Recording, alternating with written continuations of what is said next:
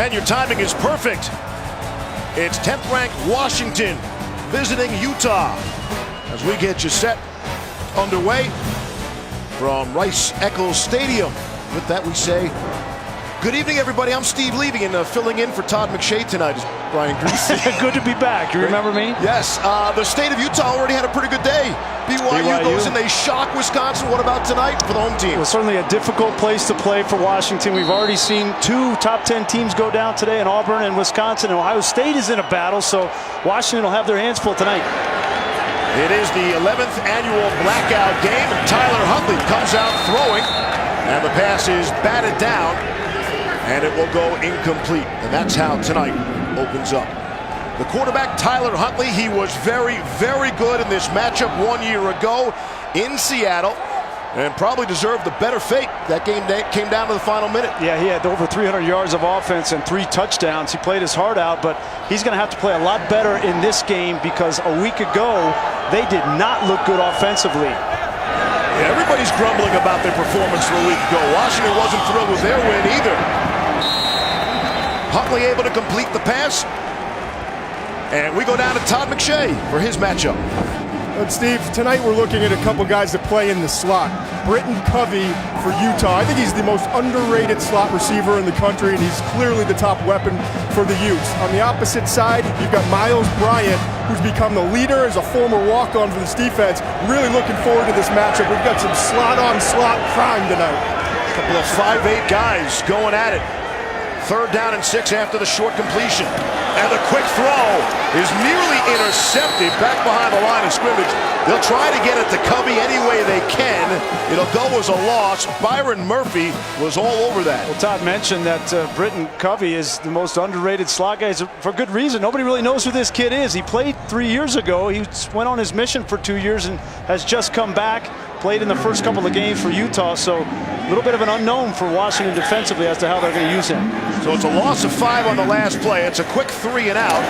Maybe the only advantage really Utah has here tonight is in the kicking game. Mitch Wisnowski, the punter, and it's called for a fair catch. It's a 41-yard punt.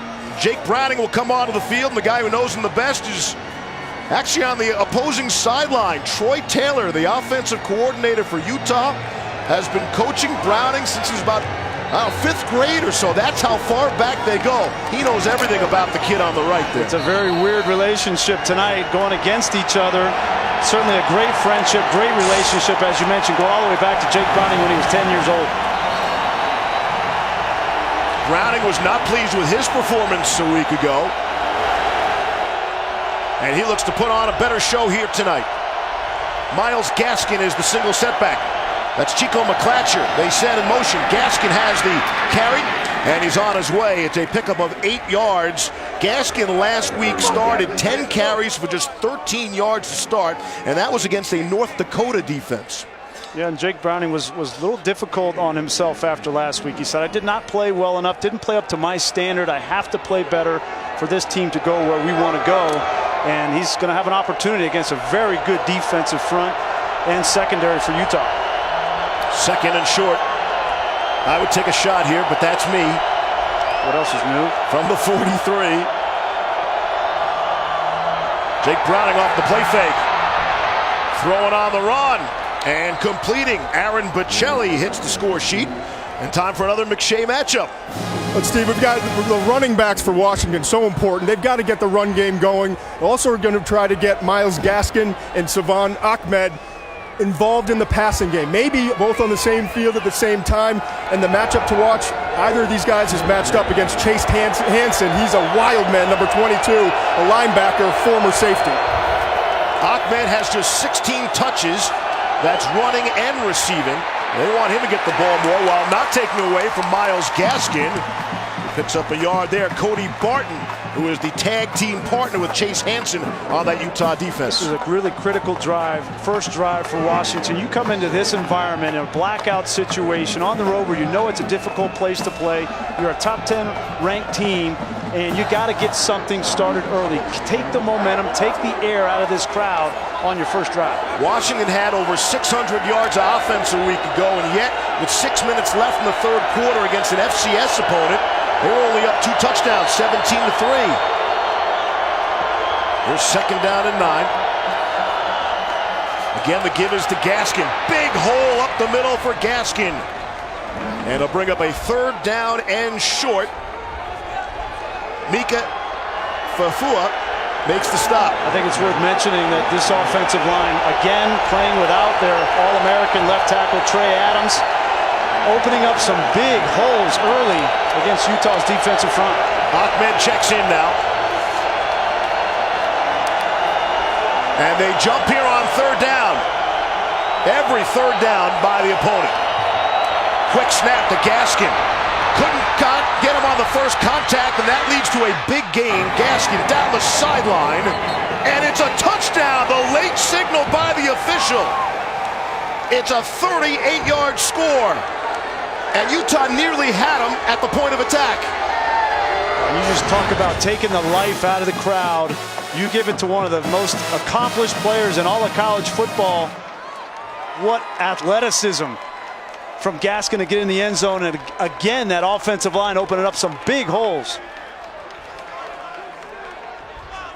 You see the shove out there, and it's where the ball goes over the pylon while he's still in bounds.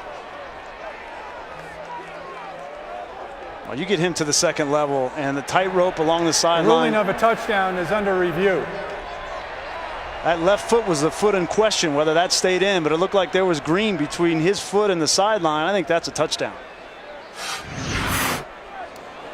And as you said, they have taken the crowd right out of the game with that scoring drive. And there's no better way to do that on the first drive than to run the football. And you come out, this offensive line, Luke Wattenberg, the left guard on that last run, he's going to pull around. Here he is, coming around the end, and he gets the last piece of the linebacker, and a poor angle from Cody Barton, the linebacker, and from Ballard, the safety, and you let Gaskin get to the 2nd level, and he's going to make you pay. It's 5 plays, 65 yards in 2.5 minutes. We've got Gaskin 4 carries for 54 yards and the score if it stands. It was interesting to see how Washington was going to come into this game, and were they going to be able to run the football with any kind of consistency. They weren't able to do that against Auburn in the opener because of that defensive front. We know it's very stout.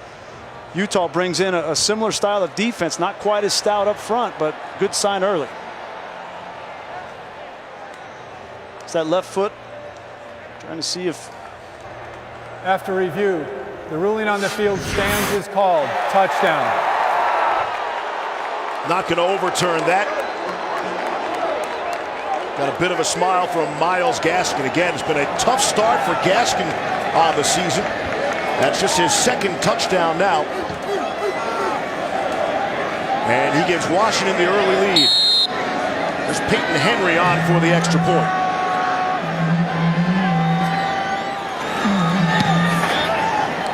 And he splits the uprights. Myles Gaskin attempting to become the first Pac-12 rusher with 4 1,000-yard seasons.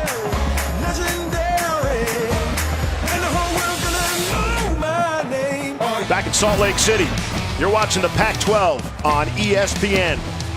Presented by Geico. 85 degrees at kick, a wind advisory in effect for the next couple hours with a wind upwards of 25 miles per hour. Also a smoky night here in Salt Lake City. So a lot going on. 7-0 in favor of number 10 Washington. See if Jamison Field will get a crack at this one. And he won't. To the studio and Adnan Burke.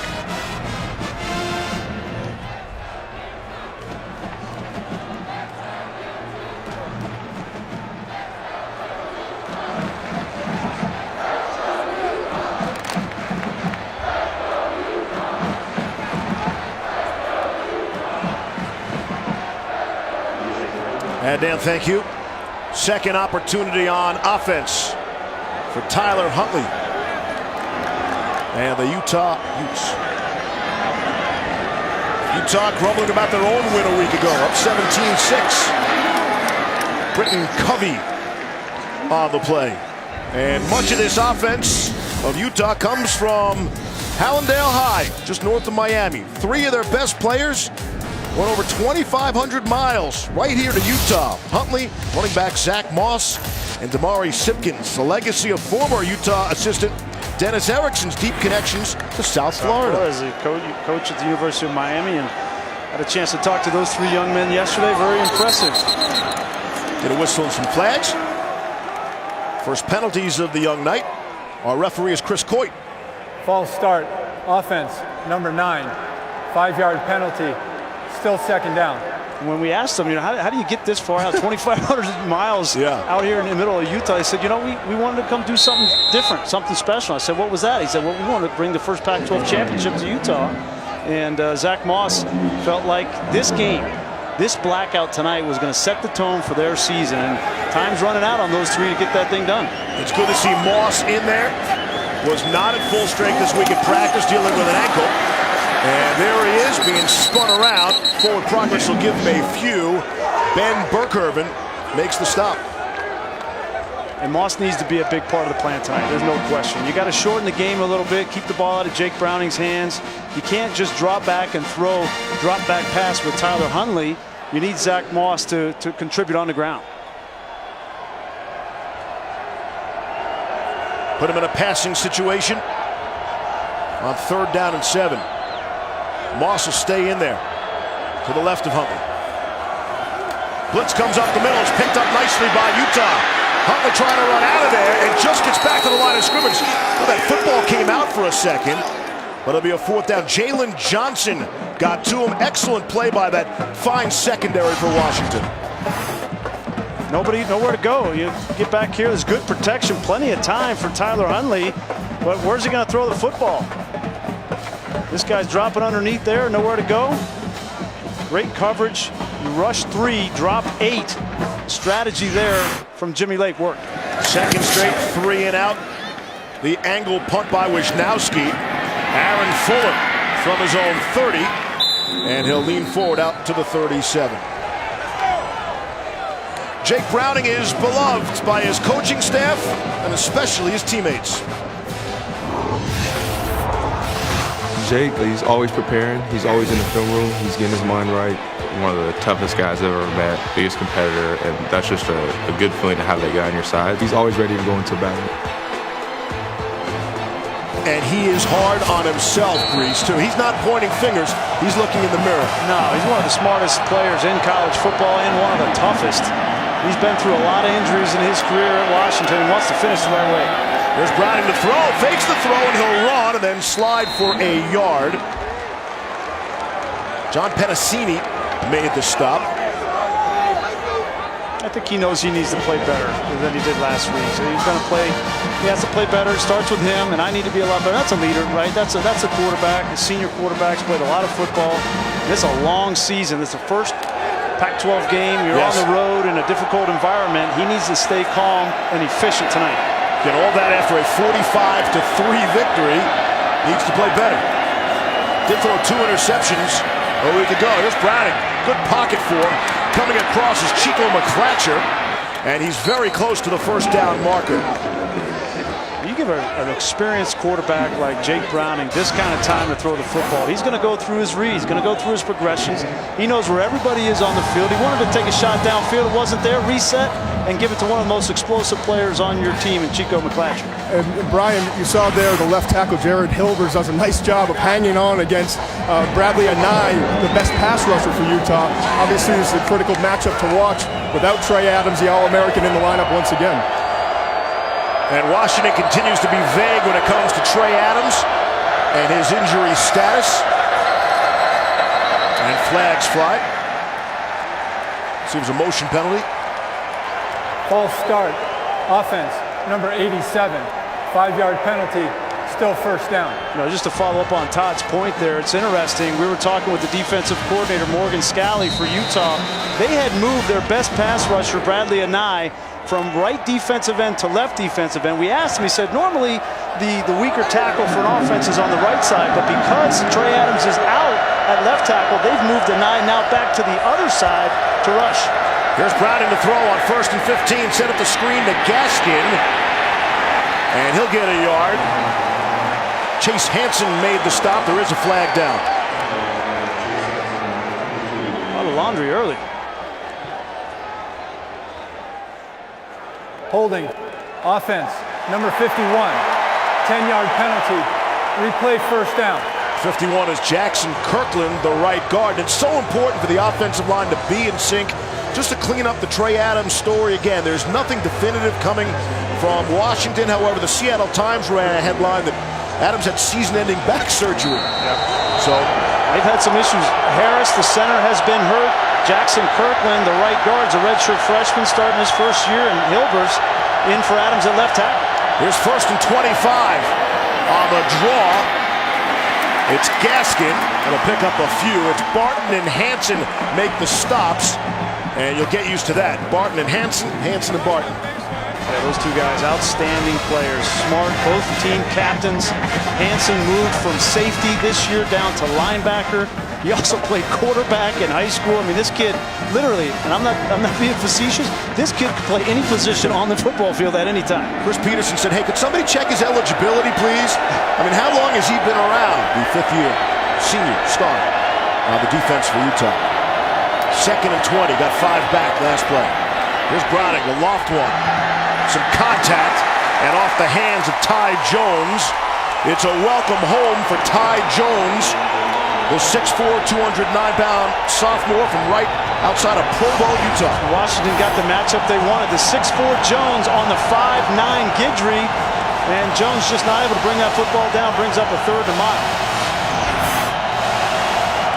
3rd down and 20. And they'll be jumping all, the joint will be jumping all night on the 11th annual blackout for Utah.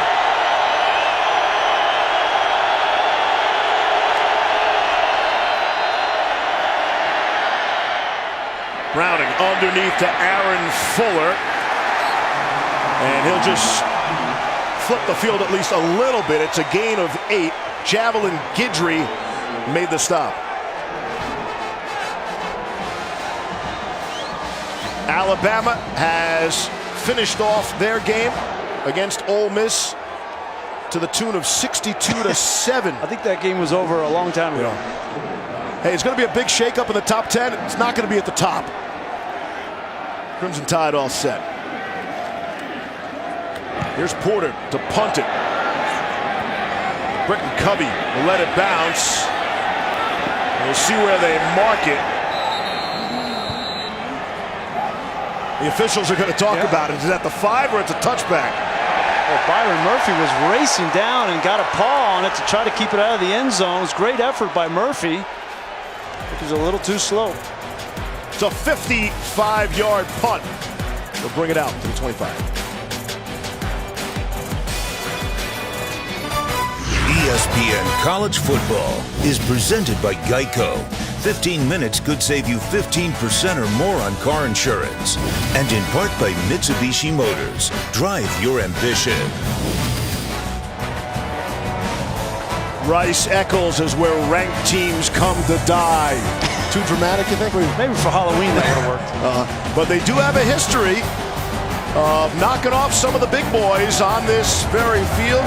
Go back to 2012, BYU, and next year Stanford. Then it was USC in 2014. Cal here in 2015. So you might think Washington is a bigger favorite than they are. Less than a touchdown favorite in this game tonight.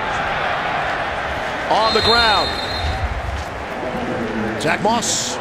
If they're going to win this football game, Steve, I think they're going to need to continue to grow with their run-pass option game. I know it's a bad word for defenses, but Zach Moss, Tyler Huntley, and the opportunity to throw the ball inside to Covey, that needs to be the staple for Utah, at least early in this game, to establish that RPO game as it goes on.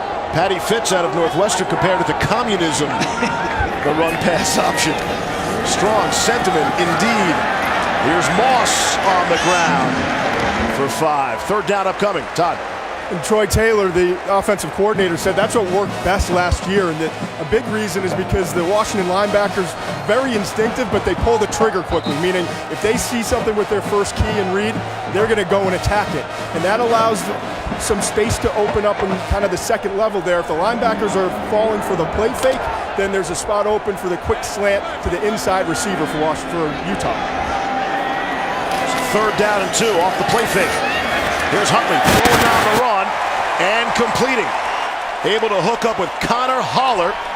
And it's a 1st down play. That's a great job getting a 1st down. If they're going to be able to mix in the run and the pass and the RPOs like Todd was talking about, they're going to have to overcome some switches up front on the offensive line. Their right tackle, Darren Paolo, out for this football game, so they move Nick Ford, number 55, from left guard to right tackle, a very unnatural position for him.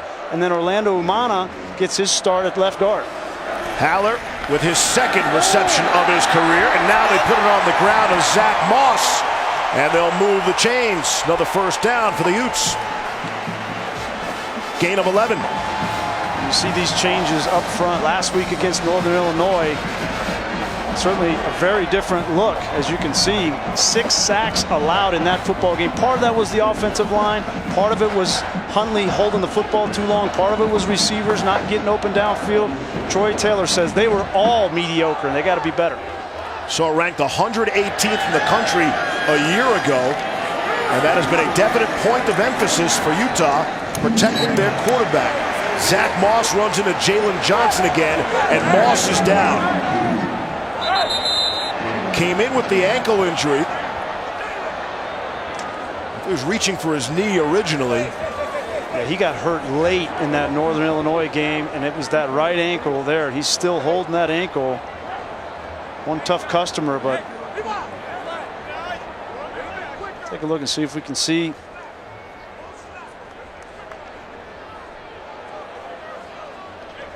Tough to tell there. Moss, one of the keys. He'll limp off. There's the snap. Blitz comes up the middle, and Huntley's able to complete. At least doesn't take the sack. It's the true freshman, Cole Fotheringham, who on the receiving end. Yeah, quick pressure. They bring Bartlett right up the middle, and the right guard, Avicina, has to take him. Great athletic ability from Huntley just to get that football out and get a completion. Bartlett has to take on a bigger role here tonight with no DJ Beavers for Washington. We'll keep an eye on Zach Moss.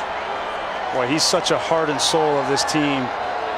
He establishes the tone. He told us yesterday, you know, I want to hit these safeties for Washington. I know they're good, but I want to set the tone. Armand Shine is the backup for Moss, the one-time starter. He's in there, and we'll watch again. For Moss, we'll get you an update as soon as we can. But Shine has some experience. Running the football is not his problem. Some struggles in pass protection have hurt him in his playing time. He's a talented football player. Go, Todd. Just quickly, guys, Moss is sitting on the trainer's table right now, and they took off his right cleat to work on his right ankle, and they're taking a look at it. They're going to retape him, and that obviously is the opposite ankle. He had the left ankle injury, so something to monitor. Samson Nakua on the receiving end of that Tyler Huntley pass. Well, it's hard enough, you know, to play on one bad ankle, but then if you have both bad ankles, really you got nothing to cut on. Devin Brumfield has come in as well, the true freshman. Covington, Louisiana. Here's Huntley to throw. And it was in and out of the hands of Bronson Boyd, the true freshman. Byron Murphy made sure he didn't hang on. This has been a reoccurring theme, a nightmare for Utah and Troy Taylor. The dropped passes last week against Northern Illinois, too many. Now Bronson Boyd getting an opportunity with more playing time, but as a true freshman, yeah, it's tight coverage and Byron Murphy's on your back, but you got to have strong hands and pull that football in. This is the 10th play of the drive upcoming. And they're inside the Washington 40. Here's Huntley on 3rd and 5. Sees daylight, sees the 1st down, and then some. Huntley inside the 20, and he's banged out at the 10-yard line. Tyler Huntley can do that for you. Gain of 28. Have to remember the rush lanes when you're coming after Tyler Huntley. It's one of the best things that he does. You get in this situation, you're trying to get there. Now look at this lane that opens up because the secondary coverage is gone. You got to think about whether you can play man-to-man coverage with an athlete playing quarterback like Huntley. Injured Husky on the field. We'll check it when we come back. Ben Burkervin was the injured Husky on the play, and he absorbs that, Grease. Yeah, and a great block there from COC Mariner. Didn't go high in the head or neck area. By definition, Burkervin's a defenseless player there, so well done on both sides. Burkervin's all right. First down and 10 from the Washington 11. Utah trailing by 7. Option pitch to Zach Moss. Good to see Moss back in the game. He crashes down inside the 5. It's a gain of 7. Taylor Rapp brought him down. Boy, he's just going to gut it out. This is all hard by Zach Moss. But I love the play call. Getting Tyler Huntley, he can beat you so many ways with his feet. Implementing a little bit of option here in this situation. I love that play call. Moss 6 carries, 36 yards in the game, and he is a big tailback. Zach Moss goes 5'10", 215. He's a load with speed. Utah better hurry up here. Play clock's at 6. Final minute of the quarter. They were not set. 1 second on the play clock. We'll see who called the timeout.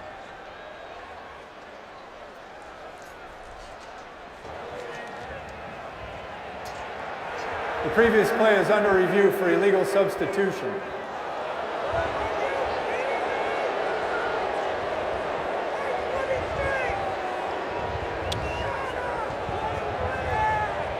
Kyle Whittingham saying, what's going on here? Let's take a look.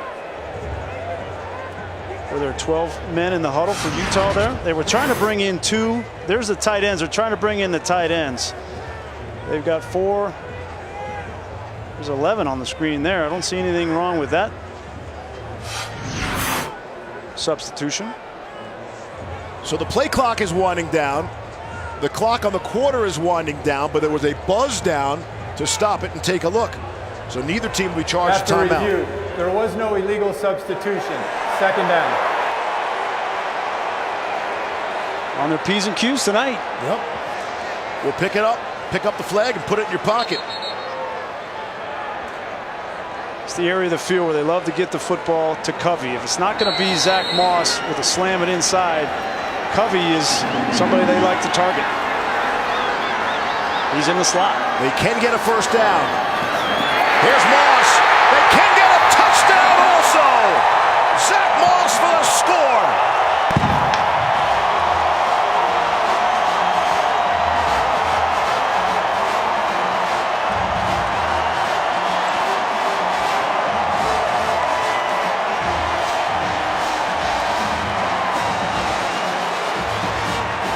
Impressive drive from Utah. Washington comes out and punches you in the mouth, run the football on their first drive, and you give them a little dose of their own medicine to tie this football game up. Here's Matt Gay for the extra point. Not a problem. It's a 44-yard drive, a 4-yard run, 12 plays, 80 yards in just over 5 minutes. And credit this offensive line up front. Umana's here. You're going to get a good block from Falemaka at center. And Burkervin, the Mike linebacker, is just a little bit late to react. Moss pushes the run, and then it's physical nature to the end zone on 2 sprained ankles. What an answer. Looks just fine right there. And Grease, to me, so that's the big play as Moss comes back into the game, but Tyler Huntley has the 28-yard run. Yeah. And that's an important part of the offense for Utah. Well, remember, he had the drop pass, on 3rd down from Boyd, and then he gets his legs involved on the scramble, but also the option play. I just think Tyler Huntley can impact this game positively for Utah with his legs first and then open up some of the passing game. He had the biggest run 1 week ago. That was for 20. This took off for 28. Yeah, and you see the speed, you see the athletic ability, and Washington defensively, and Jimmy Lake, their defensive coordinator, they have a decision to make. Are they going to continue to play man-to-man coverage? And if they do, they better have a spy on number 1. But the return of Moss really changes everything. You got to respect his run game first.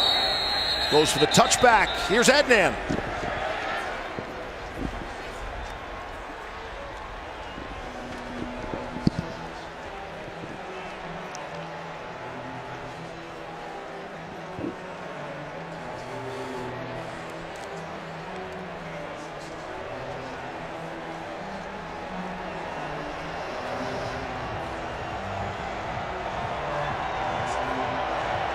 Adnan, thank you. So the complexion of this one has changed. We hit the final 21 seconds of quarter number one. Salvon Ahmed is in the game. That's McClatcher. They send him top of your screen and hand off to Ahmed. And he'll pick up a couple. And that should be the final play of quarter number one. We expected a defensive struggle in the Pac-12 opener for both schools. We'll go to the break. Tied at 7. Second quarter on the way. Salt Lake City.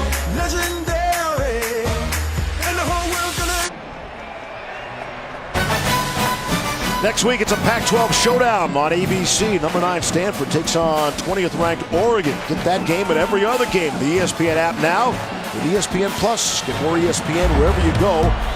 Download the app now.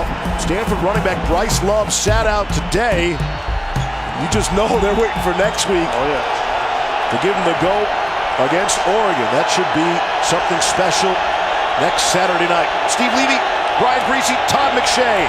As we open up quarter number 2 from Salt Lake City. Here's Sean McGrew on the carry. And he'll bring up a 3rd down and 3. Marquise Blair made the stop. I didn't end up anticipating a lot of Sean McGrew at tailback in this game with Myles Gaskin and Salvon Ahmed at the running back position for the Huskies, but never know what you're going to get. That's McGrew, just his 4th carry of this young season. Gaskin checks back in. Here's 3rd down and 3. From just outside the Washington 30. Fuller in motion, bottom of your screen. And here's Jake Browning. Looking that way. Hooks up with Aaron Fuller. And he's just across midfield. Browning to Fuller for 19. Browning loves how savvy Aaron Fuller is. It's just a little bit of a rub route, go out and then back in, and a miscommunication from Utah defensively. Become the reliable guy. The John Ross, the Dante Pettis, Fuller's become Browning's guy this year. There's no question. On the ground at Gaskin, nothing doing there. Again, it's Marquise Blair leading the charge for that Utah defense. Getting a little bit of tendency. Washington is running the football on 1st down, and Morgan Scalley, the defensive coordinator for Utah, recognizes it, decides to bring Marquise Blair down from his safety position and fire him off the edge and gets a tackle for loss. Blair's a guy definitely the NFL scouts are looking at. The senior from Ohio. 2nd down and 11 after the loss.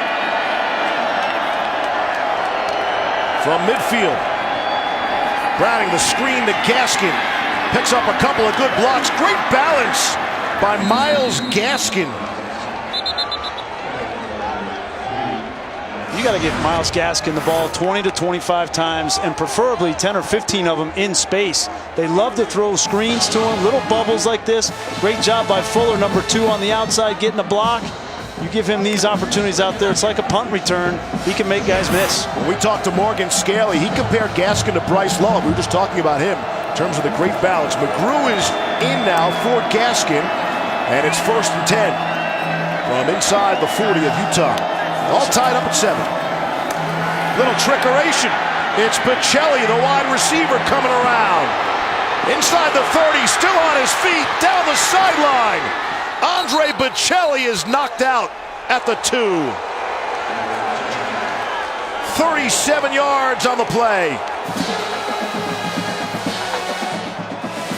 Boy, a little bit of trickeration early. We always talk about Chris Peterson having a little something, little misdirection in his first 15 in the first quarter of games. This time he decides to bring the reverse to McGrew and just steps out at the 2.5. Blair on the force out. 1st down and goal. They were going to snap it to Gaskin there. The play is under review. Browning was the top of your screen. They sent him out wide for a little wildcat action. And we'll take a look at that last play.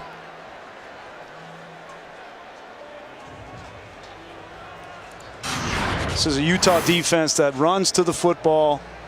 You see that pretty clear. He steps out at the 2.5. Great blocking downfield by Fuller. Great job by McGarry, the right tackle, getting out in space and getting guys on the ground. It's clear where he's out, unless they're thinking he might have got out at the 4-yard line as well. After review, the ruling on the field is confirmed. First down. Huskies already have 103 yards rushing in this game in the early stages of the second quarter. This Washington team, the reason that they lost against Auburn in week 1 was because they didn't punch the ball in red zone situations. They had 6 opportunities in the red zone, only scored 1 touchdown. Gaskin looks like he's going to take this snap. Browning's at the top of your screen. And it's Gaskin out of the Wildcat. He'll keep it, and he'll bang down to the 1. Donovan Thompson came up to make the stop. If you ask Chris Peterson, he would say the same thing about the difference in that first game. They don't have a big slammer back, right? I mean, Myles Gaskin is a great player. Salvon Ahmed's a great player, but they don't have a big back to just kind of pound it in, and you end up running plays like this out to the perimeter, and it gives the defense more opportunities to get you. Again, it's Gaskin to Browning. And it's Browning who gets in for the score. They go back-to-back Wildcat to Gaskin, and then it's Jake Browning in for the rushing touchdown, and he's all smiles. That's a smart call there from Bush Hamdan, their offensive coordinator, knowing that they've had some issues down there inside the 1, inside the 2. And I know Browning's not the biggest quarterback in the world at 210 pounds, but put him right behind Nick Harris, and you only got to get a yard to get in the end zone. It's his first rushing touchdown of the season for Browning. Extra point on the way from the lefty Peyton Henry, and it's good. 8 plays, 75 yards, and Washington is back on top after the big gain by Bocelli. Extra Yard for Teachers Week is a week-long celebration of teachers led by the College Football Playoff Foundation. Visit the College Football Playoff Foundation website at www.cfp-foundation.org to learn more about Extra Yard for Teachers Week and see how you can get involved. Washington got involved with that touchdown drive. They have a 14-7 lead and a touchback. The linebacker for the Huskies, Tevis Bartlett, an education major, 3.7 GPA. As part of his studies, he's been working in elementary schools in Seattle and back home in his hometown in Cheyenne. Based on his high academic standing and his community work, congratulations, Bartlett's a candidate for this year's Werfel Award. And after graduating, Bartlett plans to continue working in elementary education. So it's all about Teachers Week. Those are already teachers and maybe a future teacher. Tevis Bartlett. Boy, that'd be a win for education. He's an excellent student. On the ground, Zach Moss showing explosiveness. Moss was banged up, tackled there by Burkherb, and there's 2 players who were involved who both left the game, and both have returned. We haven't talked much about these 2 safeties from Washington, but they are all-American caliber. JoJo McIntosh and Taylor Rapp. You talk with anybody on this defense, they'll tell you that JoJo McIntosh, the unquestioned leader of this defense after Keyshawn Bierria left and went to the Broncos in the NFL. Back behind the line of scrimmage, it's Covey, and he is lassoed and taken down for a loss. Boy, Benny got him. Odoahi's lined up at the defensive end position right here. And the crowd wants a face mask. I don't think he got his hand on the face mask. He gets right around the neck. That's a good no call. He did not grab that face mask. And there is no horse collar in that area of the field, the way I understand it. That's a good no call. Loss of 3 on the play. Brings up a big 3rd down. Got here. 1 to snap it, Grease. Yeah, and Coach Whittingham called the timeout. Timeout, Utah. Their first of the half. And that's poise, right? It's poise. You got to keep your poise in the noise. Everybody's going crazy. They burn a timeout that they might need at the end of this first half.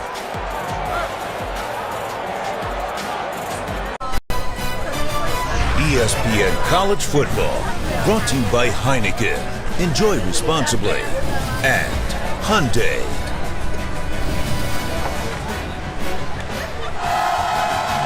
Back in 2001, attendance at Ute games was about 500 students per game. So the fan club launched the mighty Utah student section, now 6,000 strong, one of the best traditions in the country. The third down jump started in 2007, and it has been a factor here over the years. As we welcome you back out of the timeout for 3rd and 5. Should have come up with the perfect play. Out of the gun. Huntley trying to step up, and he is taken down. Nothing there for him. Taylor Rapp brought him down. And you see pressure coming from the outside, inside. The ball should go here, right to where Covey is coming into the screen, but he's looking the wrong direction and ends up being a sack. And that's knowledge with the quarterback, knowing where the pressure's coming from, where my hot read is, and executing. Some pressure on the punter, Wisnowski. Aaron Fuller from the 30. Up to the 40, trying to cut it back. And he'll take a shot and go down at the 42. Here's Adnan.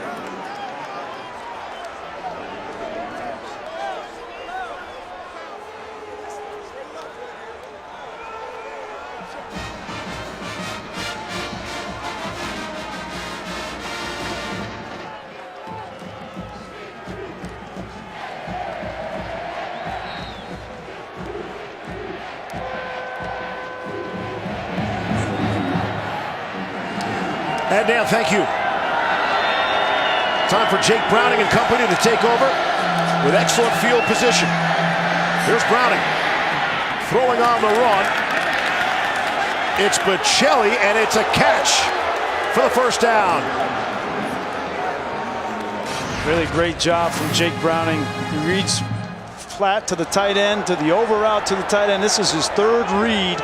And that's not an easy throw on a full sprint as a quarterback to put that ball in that window. That's really well done from Jake Browning. Gain of 11 on the play, across midfield. This Utah defense has not allowed a passing touchdown in their first 2 games, plus the first quarter of this one, so we'll watch for that. That's McClatcher coming around. Chico McClatcher takes a big hit, and he's driven back to the Washington side of the field. Cody Barton laid him out. All right, Washington wants to get the ball in the hands of McClatcher. We've seen him once already in this game, but on the perimeter, he's one of the fastest players, 1,000 miles an hour. Bush Hamden, their offensive coordinator, says we got to get the ball in his hand 4 to 5 times in space, but that was well defended by Utah. Jalen Johnson right there as well. Sean McGrew remains in there. Give a breather to both Gaskin and Ahmed. I haven't seen a lot of Ahmed. I don't know if he's healthy. And every time we talk to the coaching staff, they tell us they want to give him more touches. But he's not on the field. Browning's running for his life, and he'll throw it away. Cody Barton had the pressure. Pass was illegal, number 88 was in the area. In case you're wondering about the intentional grounding, Drew Sample was in the neighborhood. And this is what Washington fans don't want to see. This is what you saw against Auburn. You saw a lot of Jake Browning on the move. And in that situation, you just got to get the football back to the line of scrimmage. At 26, Ahmed is back in the game. They had him in the tent for a little bit, and he just came out of the tent and onto the field. Thank you, Todd, on 3rd and 10. Place gets loud.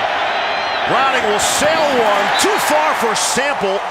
Could not hook up with the only the only senior tight end on the roster. This is great coverage here. You're going to see he's going to come from the right side. Identify man coverage. Great pickup from Ahmed. He comes in. When you release this football, there's not a big window to throw right there. Great coverage underneath.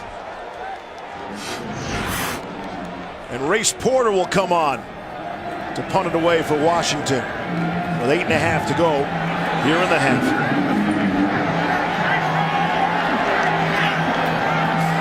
Porter's the best golfer on the Huskies. As for his punting, it's scooped up at the 20.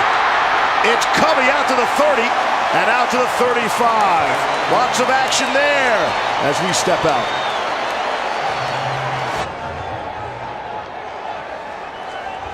It's a 22-yard punt return by Covey that sets him up.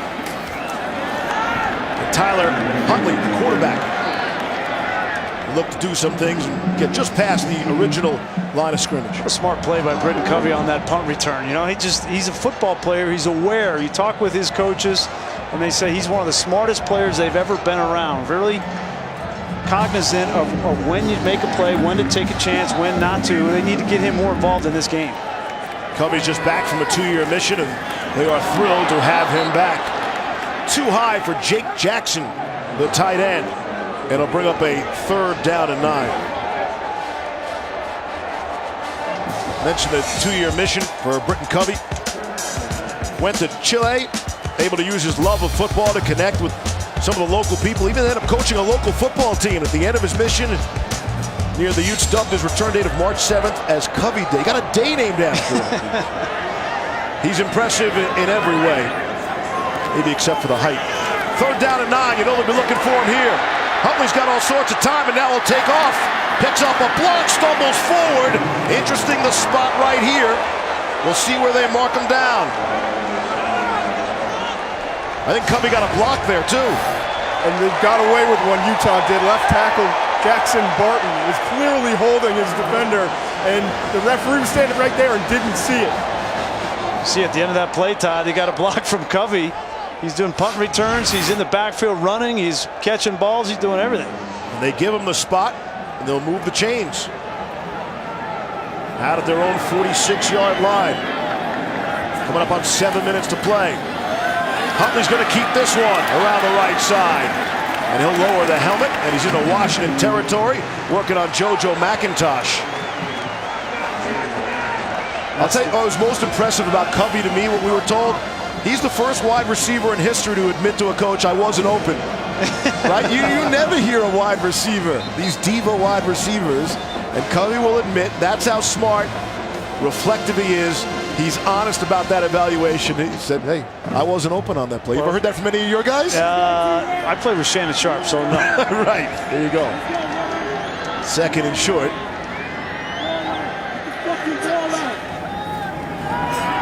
Huntley to throw. And he airmailed that one over Fotheringham, who has a catch earlier, but no chance at that one there. 3rd and short upcoming. We haven't seen Utah take any shots down the field, and I get it. You know, you don't really have a game breaker at the wide receiver position. They're trying to find some consistency there. Britton Covey is their most consistent receiver, but he's not a speed guy down the field.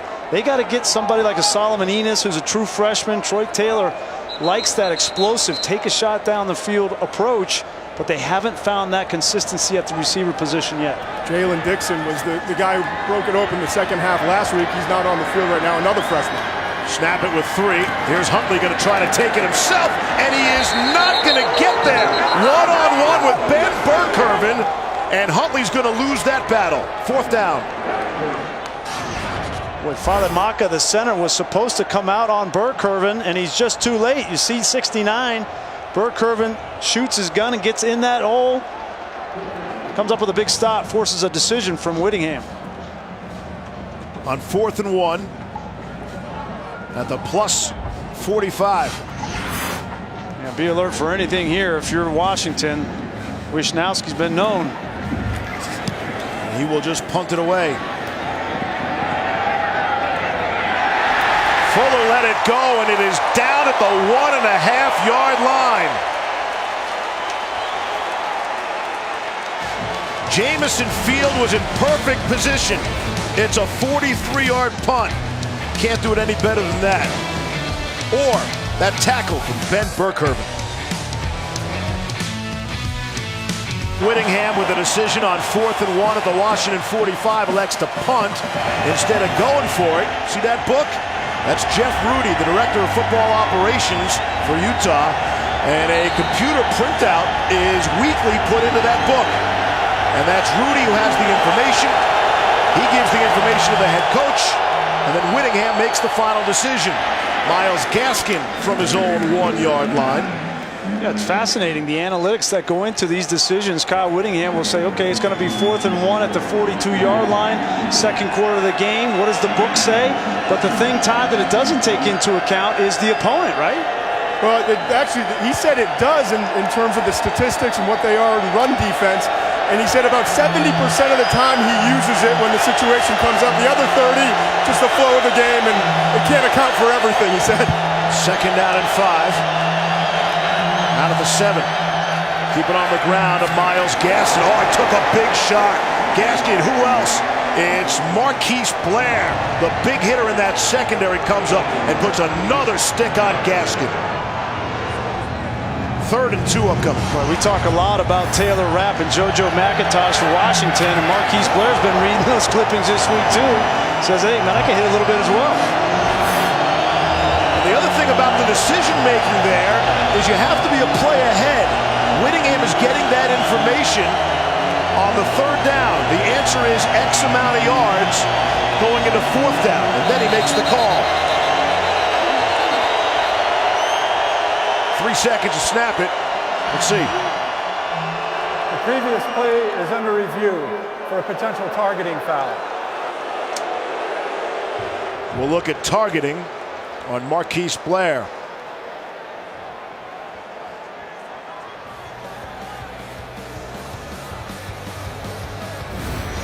While they look at it, the instant replay crew here will send you off to commercial. Come right back with the decision. Jim Blackwood is here in the booth with us. 20 years experience in the NFL and the NCAA as a replay official. We think targeting or no? Targeting. Well, you look at Marquise Blair coming up. First thing, he's inside the tackle box here. This is not a defenseless player. Use of the crown of the helmet. Boy, that's a tough call. After review, personal foul, targeting, defense number 13, 15-yard penalty, automatic 1st down. Number 13 is disqualified for the remainder of the game. And Marquise Blair, who the scouts love and has a reputation as the big hitter, he is sent packing for the night. I understand, you know, the rule, but this is different to me than a defenseless player out in the open field. This is in between the tackles, and to eject a player like Marquise Blair because of a 3-inch difference, if it's his face mask, which it could have been, Steve, right? Like his face mask right there, he's getting blocked, and he hits a guy. I do not agree with that call. I'm sorry. Jim? Well, I have to disagree with Ryan, but it is targeting by the rule, and that's what they're looking for, and that's what they want out of the game. Here's Browning throwing on the run, completing to Aaron Fuller, makes a move, and it'll make some people miss. And that's another 1st down. 13-yard gain. Corian Ballard made the stop. Not only is that a huge call that they lose, you know, key guy Marquise Blair, but it puts Washington out of the shadow of the own goalpost here and puts them in field position. Oh, it's a critical play. Behind Blair is Terrell Burgess, Jr. from California. That is a big hole to fill in that Utah defense. 1st down and 10. On the ground. Gaskin patiently picking his holes. And he's out beyond the 40. Chase Hansen on the stop. This is a big drive here for Utah defensively. Okay, you lose one of your leaders in the secondary. Hansen, the captains have to step up. Cody Barton, we're running down under 3 minutes here in the 1st half. This is a 1-score game, but if you allow that penalty and that momentum to shift here and allow Washington to go down and score another touchdown, it could be a completely different game. Gaskin is averaging over 7 yards per carry here tonight. It's up to 72 for the game. 2nd and 6. Fake to Gaskin and the throw, and it was up, and Aaron Fuller had it for a moment and could not haul it in. A bit of a skirmish breaks out afterwards. Nice job by Javelin Guidry, the nickel linebacker. This is the play that Fuller and Browning hooked up repeatedly against Auburn in the opener. That time Guidry was in good position. 3rd down and 6. This feels like the first big play of this game. Utah's been playing a lot of man-to-man coverage. We'll see if they decide to bring some pressure on Browning. We've got Cody Barton lined up on the end of the line of scrimmage. Browning Going to be hit as he throws. Sideline for Fuller. He's caught it. And he's inside the 20. Beats Julian Blackmon for the first down and plenty more. Boy, and Jake Browning stared down the gun barrel there. He knew he was getting pressure, knew he didn't have it picked up. He's going to come from this side, but he knew he had one-on-one with Fuller and threw this ball perfectly. Great release.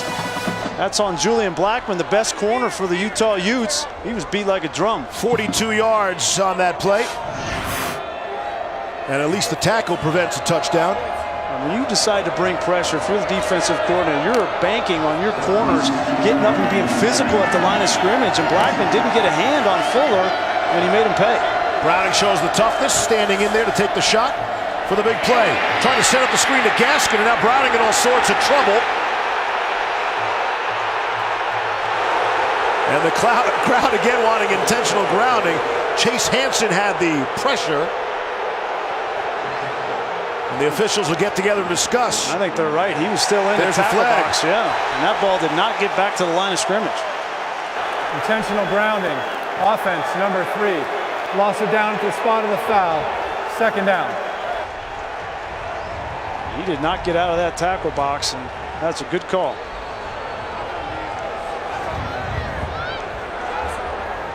Minute 50 to go here in the half. It's a great job by Utah defensively, knowing the tendencies of Washington. They love to screen to Gaskin, especially in the red zone fringe. And they played the screen. There was nowhere to throw that football, and it led to grounding. Winds up being a loss of 16, so it's 2nd and 26.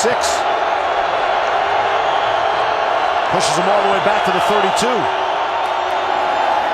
Utah pressure, here it comes, and Browning will just look to dump it away.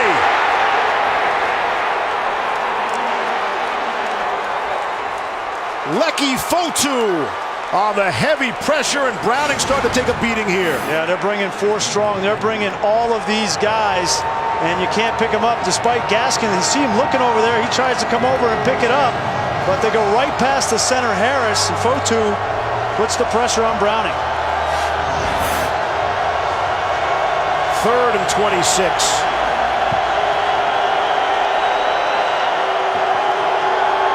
It's Fuller in a slot. Again, trying to set up the screen, slow developing. It's Gaskin, and he's in all sorts of trouble. And he's dropped outside of the 45-yard line. The Huskies are going the wrong way, and it's 4th down. Javelin Guidry. I know you're trying to run the screens, and these linemen are trying to get out and block downfield, but you at least got to get a hand on the nose guard. Loss of 12 there. We'll dial up 4th and 39 when we come back.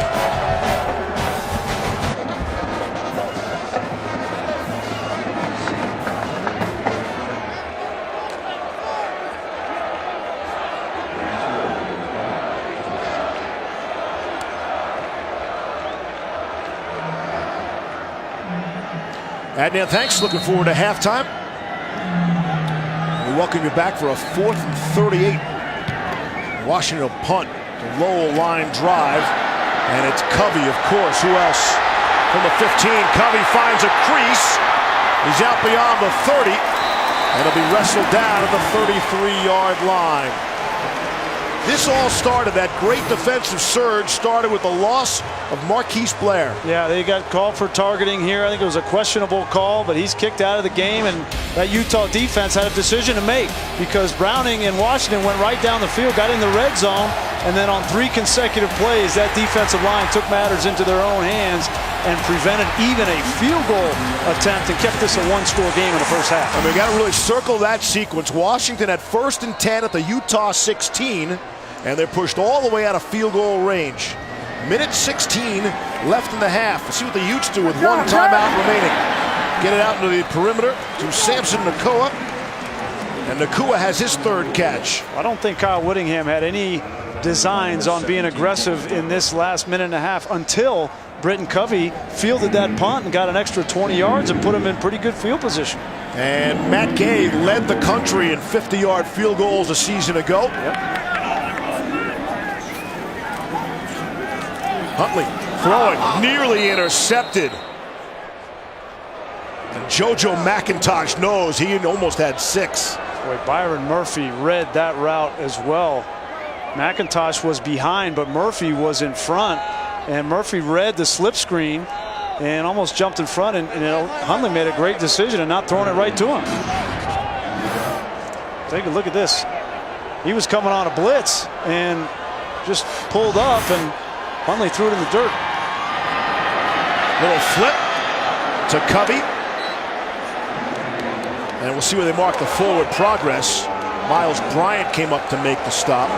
They're going to give him the first down. That's why the clock stops. Yeah, the head linesman came up and waving his arms. But you got to get a play called if you're Utah right here. Daryl Johnson, the head linesman. Under a minute now as the clock winds. Not at the 43. Then one timeout left. Here comes the pressure. Huntley throwing into that pressure. Again, it's Nacua, and he's out at midfield. Burke-Irvin made the stop. Keeping that last time out so they keep the middle of the field open for Hundley to read. Little issue with the snap there. Oh, and a big shot. Big shot. Byron Murphy came up with a stick on Britton Covey. And he's feeling it in a big way, Murphy.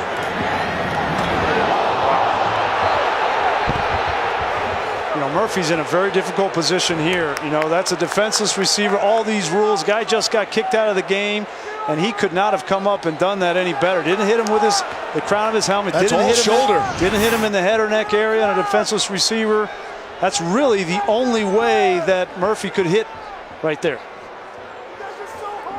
That's a tough hit to take there, and you just hope that Britton Covey, and that's on the quarterback, Steve. That's not on Britton Covey. That's a quarterback not reading the defense, knowing that there's a roll corner out there and you're putting your receiver in harm's way. Covey had no chance. And he's attended to it at the 50. Boy, and Kyle Whittingham, you know, despite the fact that, you know, an incomplete pass, he's more worried about the rest of this game and the impact of Britton Covey, who's one of their most explosive, if not the only real playmaker at the receiver position offensively. They need him to win this game. Covey had career highs in receptions and yards a week ago in that Northern Illinois game. And you know he's tough. He's got to be tough to be 5'8" and 170. And look at that. And all he's thinking is, you know, running for yards after the catch. And then he turns around and Murphy's in his grill. Big stick by Byron Murphy. Clean in every way. All that being said, now there's 30 seconds left in the half. They still have that timeout. They only need about 15 yards to get in Matt Gay's range. 3rd and 3 from midfield. Pressure. Huntley throws, completes right at that field goal target line. I'd get right up there and spike this ball. Maintain that timeout, just spike it. That's Nacua, who makes another catch for a gain of 11. There's the spike. Clock is stopped with 21 seconds left. That's well done there by Tyler Huntley. Now, don't act like you just took a timeout. You still got a play clock kick ticking now. Get your play in and get moving, knowing you have one timeout and the whole field open to you. At the Washington 39-yard line. Washington has brought 6 corner pressures in a row, so you got to factor that if you're Troy Taylor as well. There's another one. Catch is made. Nacua could not get out of bounds. And that's Jordan Miller had the coverage. You got to take your time out there.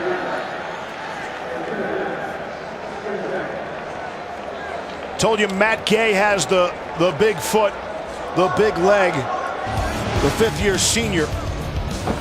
This is pregame warm-ups. This is from 55. How about from 60? That's just not a problem. And I think it was windier before the game than it is now. This would be a 55-yard attempt. And again, Matt Gay, his career long is 56. For his career, he is 5 for 6 from 50 and beyond. And Steve, we had 40, 45-mile-an-hour gusts earlier today, but the wind has really died down. You can see a little bit of the American flag up top, but the flags on the goalposts kind of indicative of what you feel on the field. It's a non-factor. Washington is going to allow you to throw the ball short, and they're going to try to tackle you inbounds. For all that Matt Gay talk, he's not on the field. Here's 3rd and 8 with 15 ticks left. Utah out of timeouts. Here's Huntley. Going to take a shot down the sideline, and it is intercepted. It's Jordan Miller on the pick. A critical mistake by Huntley and Utah. The first turnover of the game, and Kyle Whittingham knows. I understand the thought from Utah is you throw this ball out here and it's either an incompletion or you complete it and he steps out of bounds. What they didn't anticipate is getting too deep, man under, McIntosh over the top and Miller underneath. And this should never have been thrown. You can see this is too deep, man under. They're going to run with it. This is double coverage. And this play never had a chance. So you just threw potentially 3 points in the trash. And feeling good about things going into halftime as well. So the half does not end well for Utah. They lose Marquise Blair as a target. They lose Britton Covey shaken up. And they lose the scoring opportunity at the half.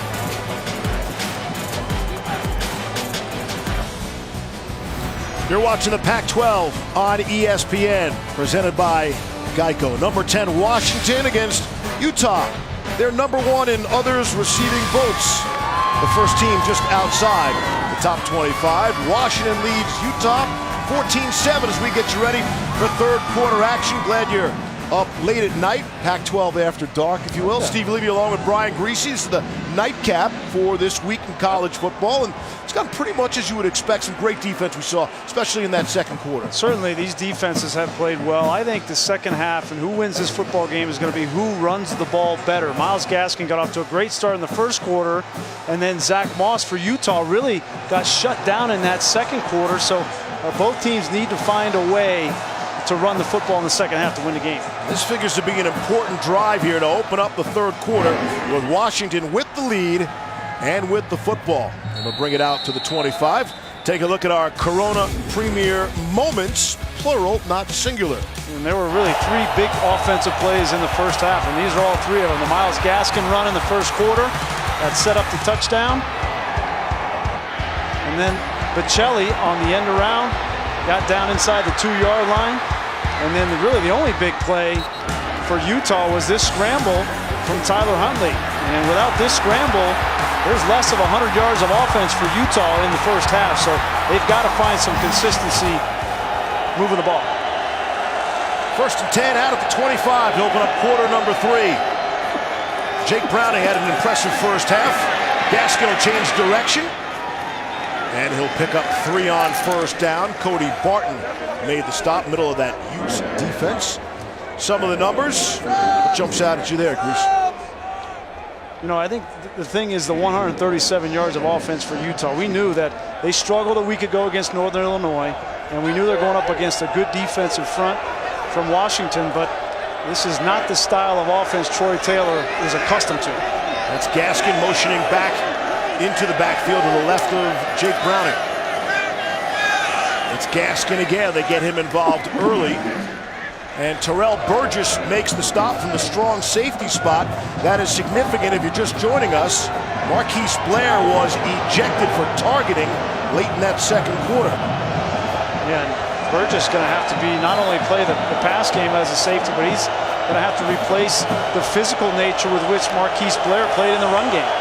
The upside is you don't lose Blair for another game. Utah goes into their bye next week, and then we'll play at Washington State. And Blair would be eligible to come back for that. On third down and 1, it's Cody Barton. Browning is asking for the forward progress, and I don't think he got there. And take a look at John Penasini. He's just going to shoot the gap right in front of Nick Harris. Penasini has been their most consistent defensive lineman so far this early season for Utah. Good news on the field for the Utes. Britton Covey is back at his own 27-yard line, shaken up in the final minute.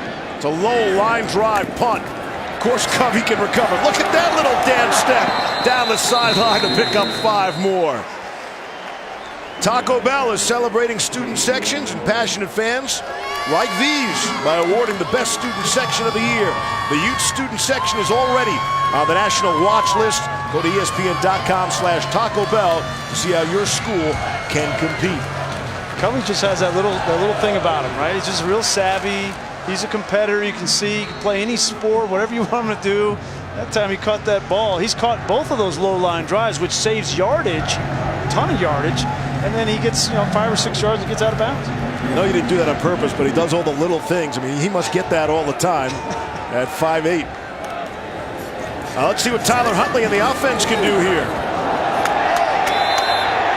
And he slips and slides down. Tevis Bartlett came up to put the stick on him. You need to get Tyler Huntley in the run game in this second half. And if Bartlett would have hit him in the head in any way, shape, or form, I think they would have called it on him too. And I know Utah wants to avoid Huntley taking all these big hits. Last season he missed nearly 4 full conference games. But it seems like he's such a big part. Him running the football is such a big part of the offense. Damari Simpkins could not hang on. And that's the problem, is he's probably right now with Moss battling 2 ankle injuries, an ankle injury on both sides. He's really the most dangerous player that they've got in the run game. And so they've got to get him going. He's been durable this year, obviously a tough guy, but he's going to have to continue to run the ball if they're going to get back in this thing. Tough guy who is so soft-spoken. Here's Huntley throwing and completing. Who else? Britton Covey. He fumbles the football as he had the first down yardage, and Covey will stay down. Taylor Rapp recovered the fumble. They had the first down yardage. Covey took another big shot. Well, he's trying to make a play. He's wide open, and you're trying to make McIntosh miss, and he doesn't see Bartlett coming from behind. That ball is clearly out. And what would have been a first down and maybe some momentum for Utah offensively has turned into a huge turnover for Washington.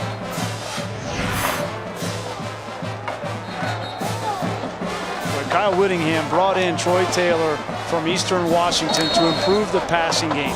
They were the #1 passing offense in the FCS with Troy Taylor at Eastern Washington, and they just in the past 2 years have not been able to get that consistency from Tyler Huntley and these receivers.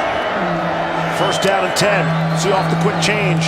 Browning on the ground to Gaskin, and he'll pick up 5 yards. Chase Hansen on the stop. What else is new? And it's not surprising that they've come out, Washington has in the second half, and run the ball 4 straight times, including on third down, the last possession.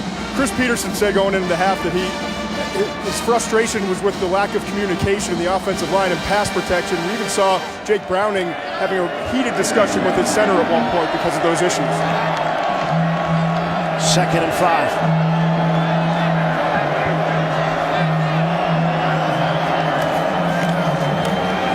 Keep it on the ground with Gaskin.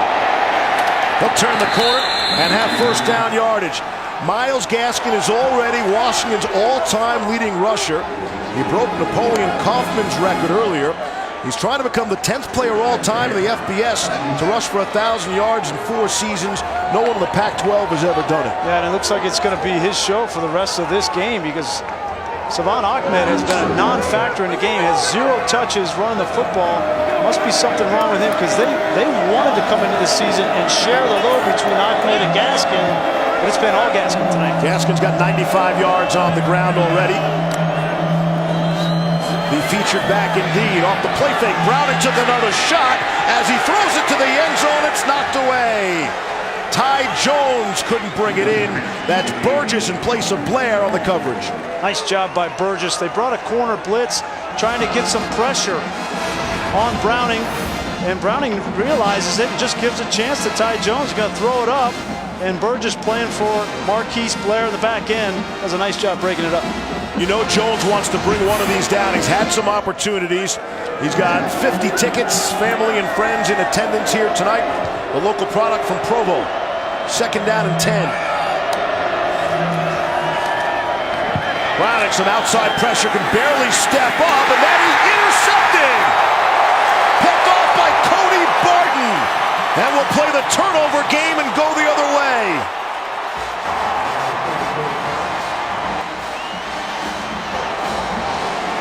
Jake Browning took a vicious foul.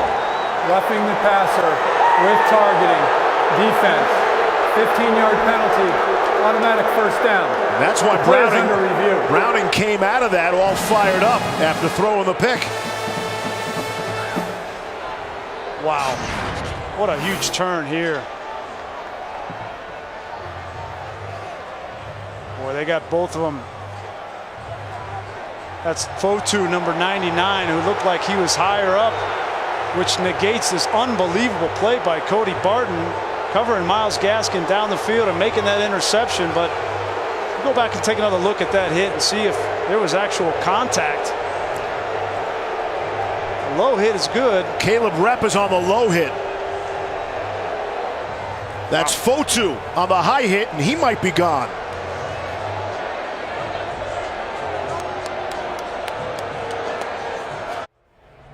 After review, the ruling on the field stands as called.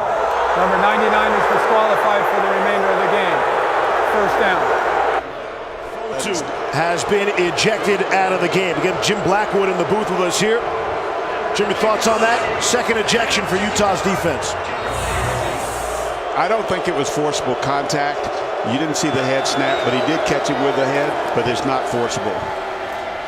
Myles Gaskin on the ground as the interception is overturned. Go back and look at Fotu's helmet. The helmet barely touches the face masks. I agree with you, Jim. I don't think this is forcible contact.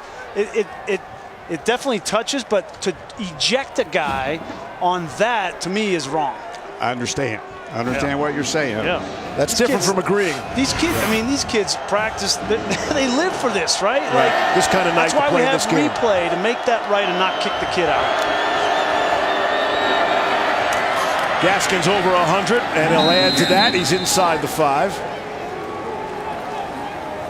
What a great opportunity here for Washington. I mean, it was an interception. Remember that. It was an unbelievable play from Cody Barton. So Jake Browning dodges a bullet there, and now he puts him in position here to potentially go in and score a touchdown to go up 14 points. And don't forget, Fotu misses the first half of next week now. Again, Wildcat to Myles Gaskin, staying on his feet, and he's down to the 2-yard line. Chase Hansen made the stop. Again, Utah has a bye next week. They are next in action on the 29th. They'll be at Washington State, and they will be without Fotu for that one. Although the upside is, I guess Marquise Blair gets to return at least for that one. Second and goal upcoming. Looks like Washington bringing in a couple more tight ends. They're bringing in the fullback, Justice Warren. Remember, this is the area of the field where they have struggled to punch the ball in. Gaskin has Warren, the tight end, in front of him. Pitch to Gaskin. Trying to turn the corner. He's going to lose yardage. Julian Blackmon came up from his quarterback spot to make the stop for the loss. Third and goal. Chase Hansen looked like he was on a mission here. Look at him shoot the gap. Great read. Gets right by the block of Fuller, the receiver. That is well done from the linebacker spot. Remember, Washington was down at the 16. There were some penalties. Pushed them all the way out of field goal range and had to punt. Here's third and goal from the 6. Browning trying to get at it. He's got plenty of green in front of him if he wants it. And now he'll throw back of the end zone. It is caught. Touchdown. No, Ty Jones out of bounds, the official says. And Browning looks as if, hey, well, they'll look at this on the replay and you'll be good. We're told Browning has excellent vision. We'll find out. Well, great job extending the play from Browning, and Ty Jones did a nice job of uncovering in the back of the end zone. That official had a great look at it. Looks like that right knee got down. Looks like he has control of that ball. What a great throw there. That is not an easy throw with a guy in your face. Certainly that knee dragged, and he had control of that ball. I think that's a touchdown. And again, you know how much that would mean to Ty Jones. The ruling of an incomplete pass is under further review.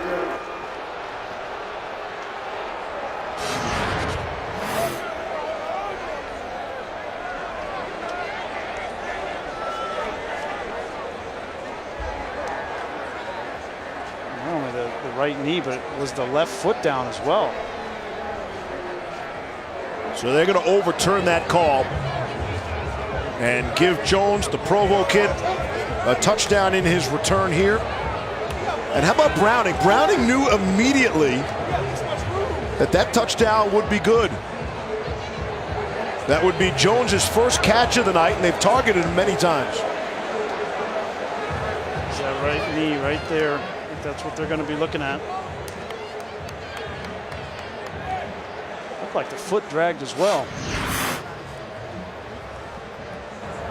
After review, the receiver's knee was down inbounds with control and possession of the ball. The result of the play is a touchdown. And that is the first touchdown pass allowed this season by Utah. And a stunning turn of events here to open up the third quarter. Yeah, no question. Jake Browning, who is one of the tougher competitors in college football, he dodged a bullet there. The interception, the targeting penalty, but you know, you only get these opportunities, you got to make the other team pay, and he certainly did. Henry with the extra point on the way. 8 plays, 38 yards. The drive all set up by the fumble. Britton Covey doing everything he can to keep Utah in the game. And then it's Browning to Ty Jones. Welcome home, Ty.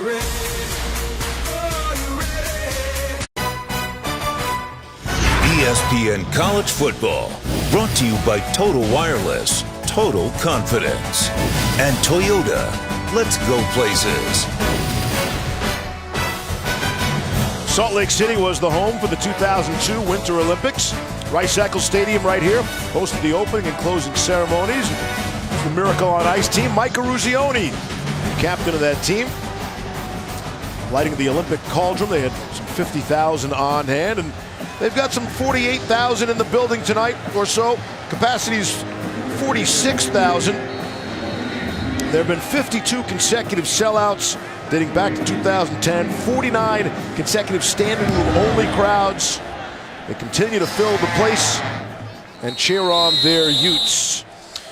Kick off your Sunday with NFL Countdown at 10 a.m. Eastern Time tomorrow. Each week, Randy Moss ranks this week's best catches from college football. You got Moss! And then on Sunday night, 8 p.m. Eastern, Sunday Night Baseball. It's the Dodgers and Cardinals as the playoff hunt comes down to the wire. We'll watch for that tomorrow night. I'm rooting for the Cardinals. I was going to say your Rockies. Yeah, my Rockies are in first place. Although not last night. They couldn't scratch one run across home plate. When do the Rockies get shut out? That never happens. They were on the road. Not at Mile High. Shut down the humidor. Got it. All right, we'll see how Utah can respond now as they trail by 14 with Zach Moss, the ball carrier. I mentioned Zach Moss. Where did he go in the second quarter? He only had 1 touch in the second quarter. He was getting the rhythm going. 7 carries for 40 yards in that first quarter, but he's been nowhere to be found. They got to get him back involved in this game. Came in with a left ankle injury already. We think he banged up the right ankle in that first half. Took a series or 2 off. And then when he came back, still showed the burst. 2nd down and 6. Here's Huntley on the quarterback draw. Keeps it for the first down. Dives ahead. Miles Bryant made the stop. And Moss there made a nice block for his quarterback, but he came off the block limping again. You could tell, I mean, he's just battling through 2 ankle injuries here. It's one thing to play as a lineman or linebacker with ankles, but to cut at the running back position, that is almost impossible to do. It's impressive what Zach Moss is doing here. Huntley's got 49 yards rushing on the ground. Off the play fake now. He comes out firing and able to complete to Mari Simpkins as the Hallandale trio get together to make that play. And Utah, to get back in this football game, is going to have to throw the ball with Tyler Huntley a little bit, because right now Washington realizes that all they're doing, Utah's doing offensively, is running the football. There's no passing game to speak of. Before that pass, 59 yards through the air. So Jimmy Lake, the defensive coordinator, knows, listen, I'm going to play man coverage. I'm going to stop the run. We're in good shape. That last exchange was good for 14 yards. Approaching midfield. It's Moss. Turn on the corner. And he is dropped by Taylor Rapp. Into the 2nd down and short. Talking about Taylor Rapp, talking with Jimmy Lake. I think he's one of the smartest players that he's ever coached. Great in recognition. check the marker. False start. Offense, number 55. 5-yard penalty. Still second down. Talk about how smart Taylor Rapp is. I know you tell people you speak Spanish. You really don't, Reese, but Taylor Rapp can speak Cantonese. Where'd you read that? What, so you can't speak Spanish? No, I've been next to you long enough to know you can. McShay, how many languages can you speak? Uno. Got it. That's English. Got it. 2nd and 7. Here's Huntley to throw. And complete. It's Bronson Boyd. The ball comes out. And it's Rapp on top of it. So again, Utah makes a big play. Have first down yardage. Catch, fumble, recovered by the defense. And that will be the 3rd turnover of the game for the Utes. Wow. I don't think he ever caught that football. Yeah, I don't. You got to take a look at that, because that could be an incomplete pass. He took 2 steps, but that ball was moving and coming out of his arm. Could be a lucky break for the Utes. This is the one instance where it takes 1 step, 2 step, and that ball is coming out. Tough to tell in the slow motion. Again, the ruling on the field was a fumble. I can't believe they're not buzzing down. Take a look at that. Browning wants that snap and gets it. Running and throwing and completing to Bocelli. Stays on his feet, and he's across midfield. Let's go back and take one more look at this catch in wheel speed. It'd just be worth taking a look at that in the review. It was such a big play and a turnover. Jim Blackwood, are you surprised they didn't buzz down and stop and take a look at that one? I am a little bit surprised. As were we. First down attempt just past midfield. Again, such a critical play in the game. The ball's been too loose with Utah, period. I mean, whether fumble or incompletion, you know, Covey put it on the ground, Huntley's put it on the ground, and now Boyd's put it on the ground. It's just the whole team's too loose with the football. The previous play is under review. How about 2 plays ago? Can we go back 2 plays or just the 1 play? Listen, for carrying the football too loose, Grease, I get that, but some of the credit has to go to Washington for that hard-hitting defense as well. They're forcing these turnovers. Yeah, Bartlett forced the one with Covey. That one just came out. And turnovers have been an issue for Washington. In the first 2 games, they forced just 1 turnover. And here they've been able to force 3.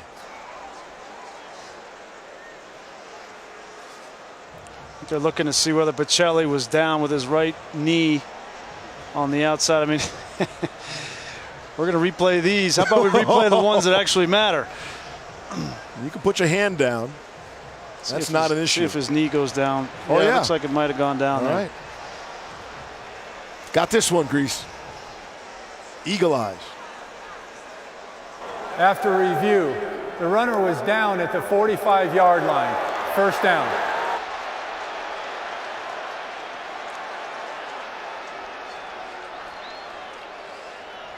Here's our line to gain cam, new camera that we have. Position on that stripe is the first down. Gives you a great look at that knee getting down. Cutting on a dime. Ball spotted at the 45 of Washington. 5.5 to go here, 3rd quarter. 10th-ranked Huskies by a couple of touchdowns. Big Browning diagnosed the pressure coming from the strong side, and now Utah's checking their defense. Cat and mouse game. And in the end, it's still Myles Gaskin.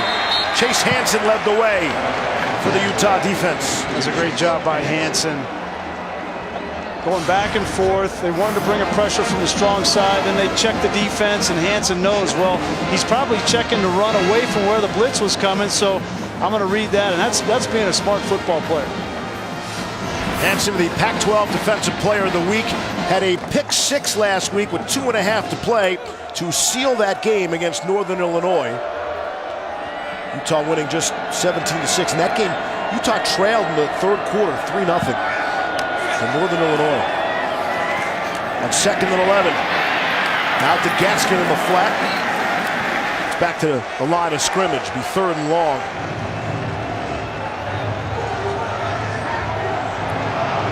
Guys, it's important to note, too, that right now, Julian Blackman looks like he may not be coming back in the game. The trainers were taking a look at him, some kind of lower leg injury. He shook his head to say, you know, I can't go right now. So that's 3 starters for Utah with the 2 players kicked out for targeting that are not on the field. Wow. 3rd and 12.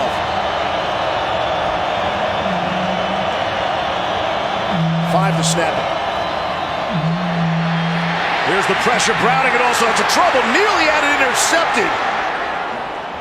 It'll go down and hit the turf. Burgess had the pressure. 4th down. Boy, Javelin Guidry, the nickelback, comes from the left side of your screen. Nobody picks him up. And look how close Pita Tonga, number 49, is to catching that football. And there was nothing but green grass in between him and the end zone. Jake Browning got away with one on the last drive, the interception, right? Yep. And now gets away with another one. Great pressure from the Utes. Race Porter is standing at his own 29 to punt it away. Straight on, low line drive. Covey will let it bounce and pick it up.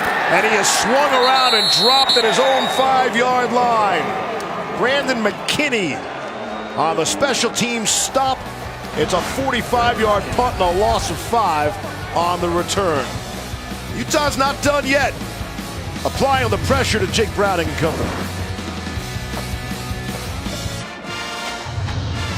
Welcome back to college football presented by Geico. 21-7 Washington. And Utah's offense has really struggled. You look at their last 3 possessions, and hard to go any worse than that. Interception, fumble, fumble.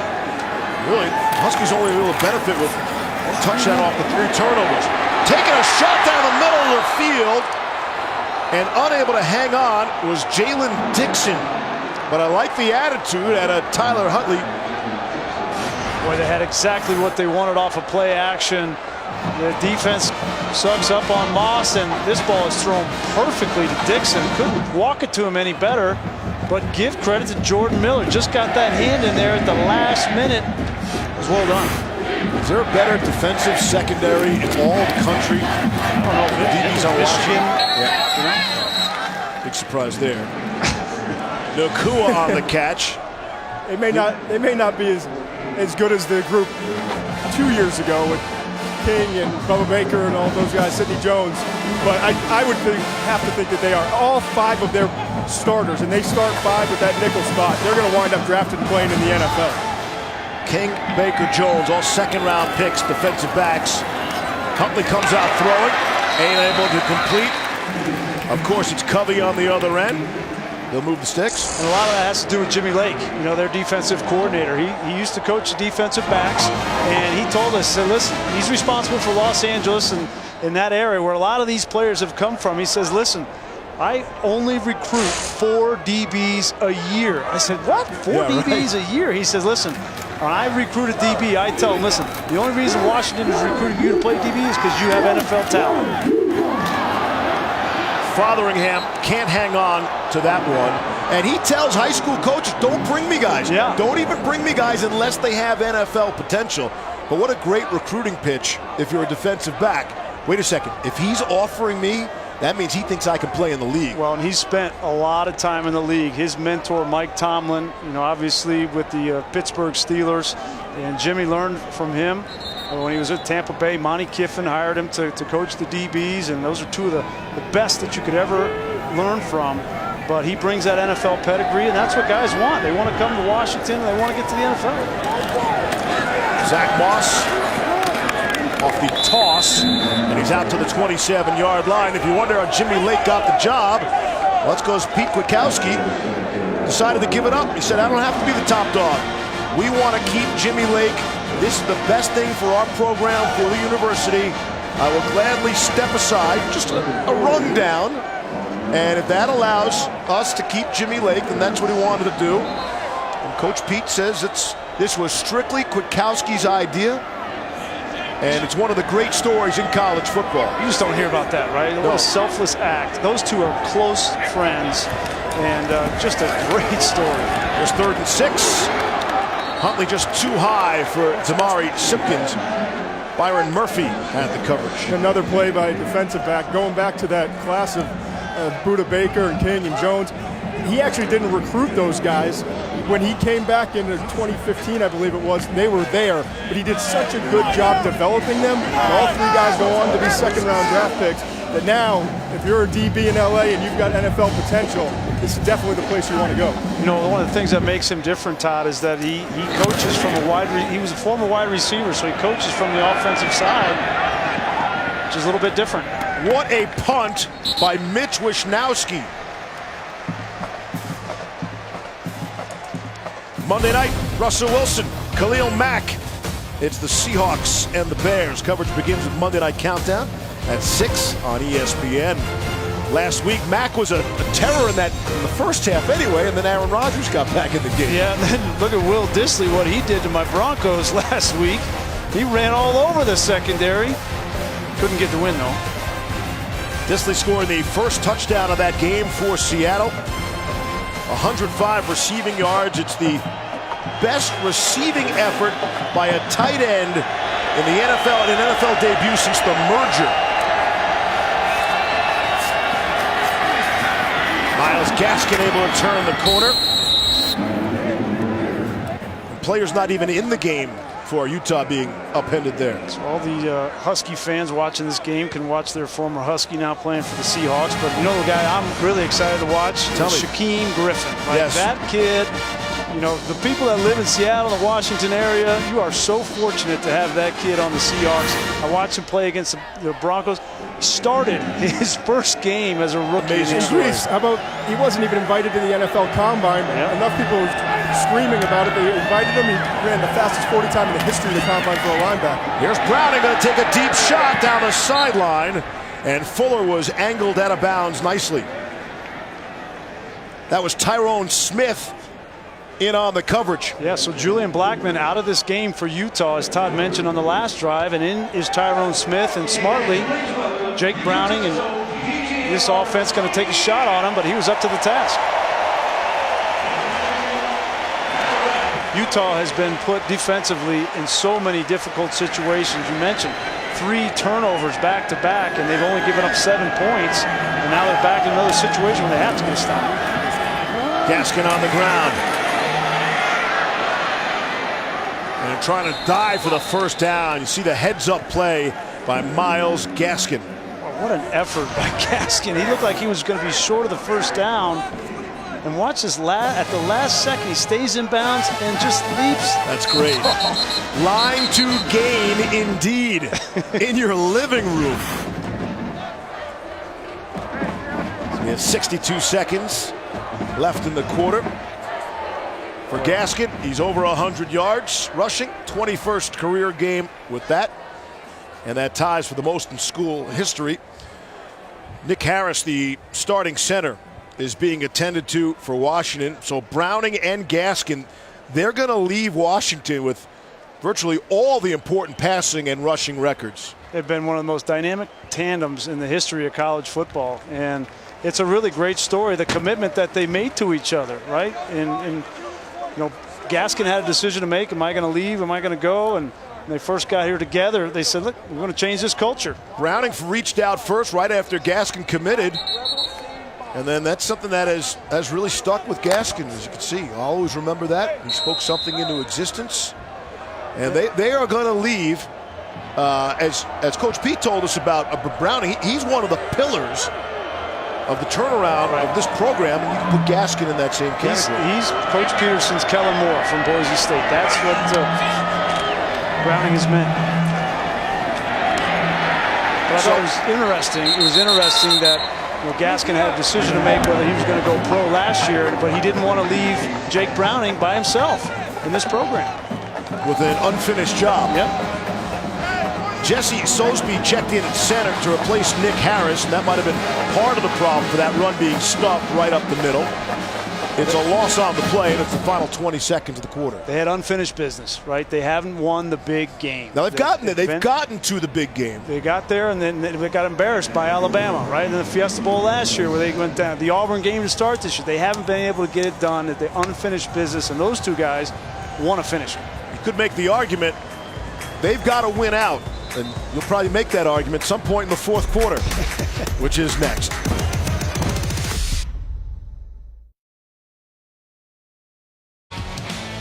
Here's Wendy's Fresh Look at Washington's schedule, giving fans a look at their chance to make the college football playoff. So that loss, that first loss, Yep. we consider that a good loss. Maybe not as good after what happened today. But Actually, I think that loss was better than going and playing a nobody and winning. yes, I would agree. I mean, they went toe-to-toe with Auburn, and Auburn's not going anywhere. They're going to be around at the end of the year. So I thought that actually helped them. 2nd and 12 as we open up the fourth quarter. Browning throwing on the money. Aaron Fuller on the receiving end. And they'll bring up a 2nd down and short. Well, they give them the 1st down, I beg your pardon, they'll move the chains. But all year long, people are going to look at Washington and they say, you know, can the Pac-12 get into the college football playoff? And my answer is absolutely they can. Washington has no room for error, however, and there has not been a Pac-12 team that has gone through this whole 9-game Pac-12 schedule undefeated, so they have to do something that hasn't been done before. Browning on the ground to Ahmed, who gets into the game and is taken down for a loss. Mika Tatufa made the stop. Todd, your thoughts? Got to run the table. Yeah, if they run the table, I think there's a better than 50-50 chance that they get in. Obviously, good to see with the other conferences, but the SEC is going to beat itself up a little bit with all the great competition in the West and Georgia in the East. And, they're going to need teams like USC to start playing better, obviously. Struggling again today against Texas, but I think Washington is strong enough, and that Auburn game helps. I agree with Brian. Ahmed on the ground. He'll bull his way across midfield. So Donovan Thompson the tackle. I don't understand the approach tonight from Washington with Savon Ahmed. I mean, it's been 3 quarters and he hasn't touched the football. Now you start the 4th quarter and you're feeding him, so he must be healthy. And if he's healthy, why weren't you using him throughout the entire course of the game? Because he's such an explosive player. It's strange because Chris Peterson said at the half that, according to his trainers, he's fine. So it makes no sense that Ahmed has not been in the game. Flags come out. False start. Offense, number 66. 5-yard penalty. Still 3rd down. And I know there's people out there that say, well, you got Myles Gaskin. And yes, you got Myles Gaskin. You're always going to feature Myles Gaskin. But this offense is so much more explosive and so much better when you have both Ahmed and Gaskin and you're rotating them. They use them on the field at the same time quite a bit. And I don't understand. And the bottom line, too, Brian, is you're not using your 3rd and 4th running backs in the game if 26 is healthy and ready to go. Right. Couple of housemates. They want him on the field at the same time. Gives the defense something to think about, too. Here's 3rd and 13. Browning trying to dance out of there. And it is intercepted! It's picked off! It's Peter Tonga. Finally an interception that will stick for Utah. Jake Browning last year said he tried to do too much. He tried to make every play. It's 3rd and 13, Steve. There is no chance of this play working. Now he's back in the pocket, and he's going to get hit, and he just throws it up. That's the worst possible thing you can do in that position. Peter Tonga is lucky that ball didn't go out of the end zone. Tonga got a hand on an earlier one, nearly had a pick earlier, gets a 2nd crack. The 300-pounder has a chance to score a touchdown, and he fumbles it untouched out of bounds. And it felt like this was the only way that Utah could get back into this game down 2 touchdowns, and Jake Browning has avoided some turnovers earlier in this game with the personal foul targeting. He got off the hook. Previous play This time, not so much. Review. So we'll see what they're reviewing here. Maybe where the ball is spotted, where he fumbled it out of bounds.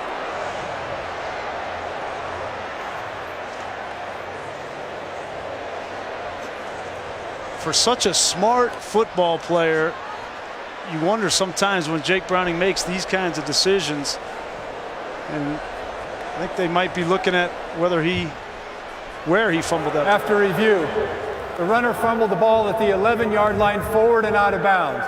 By rule, the ball is returned to that spot, first down. If nothing else, Peter Tonga will be happy the official said the runner. That's a win for Peter Tonga. That was a loaf of bread there. 21-yard return, and it should have been 6.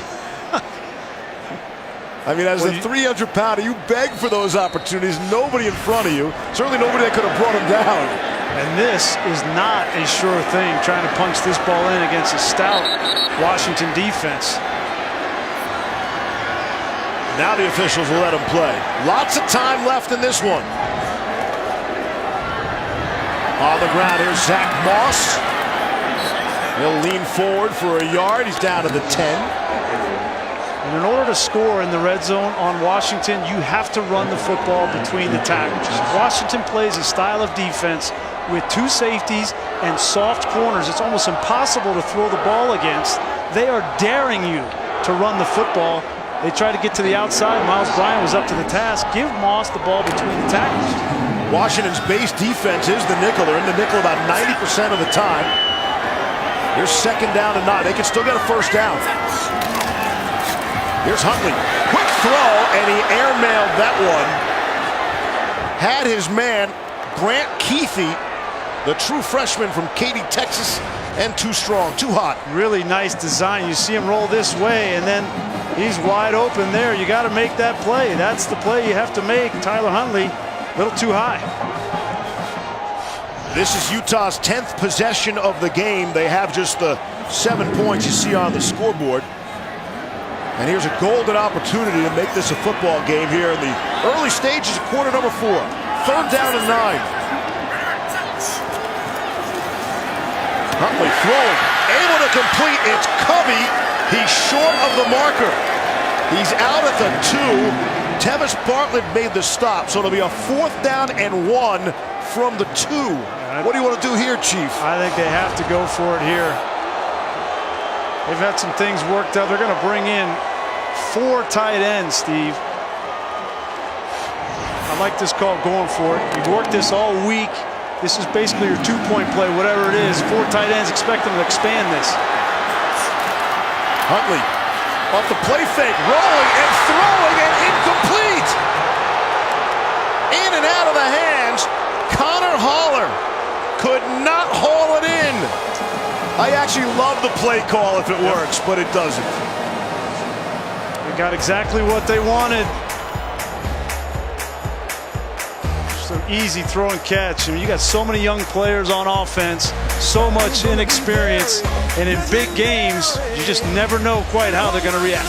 Peter Tonga could add a score. Not to be. The ESPN app, now with ESPN Plus.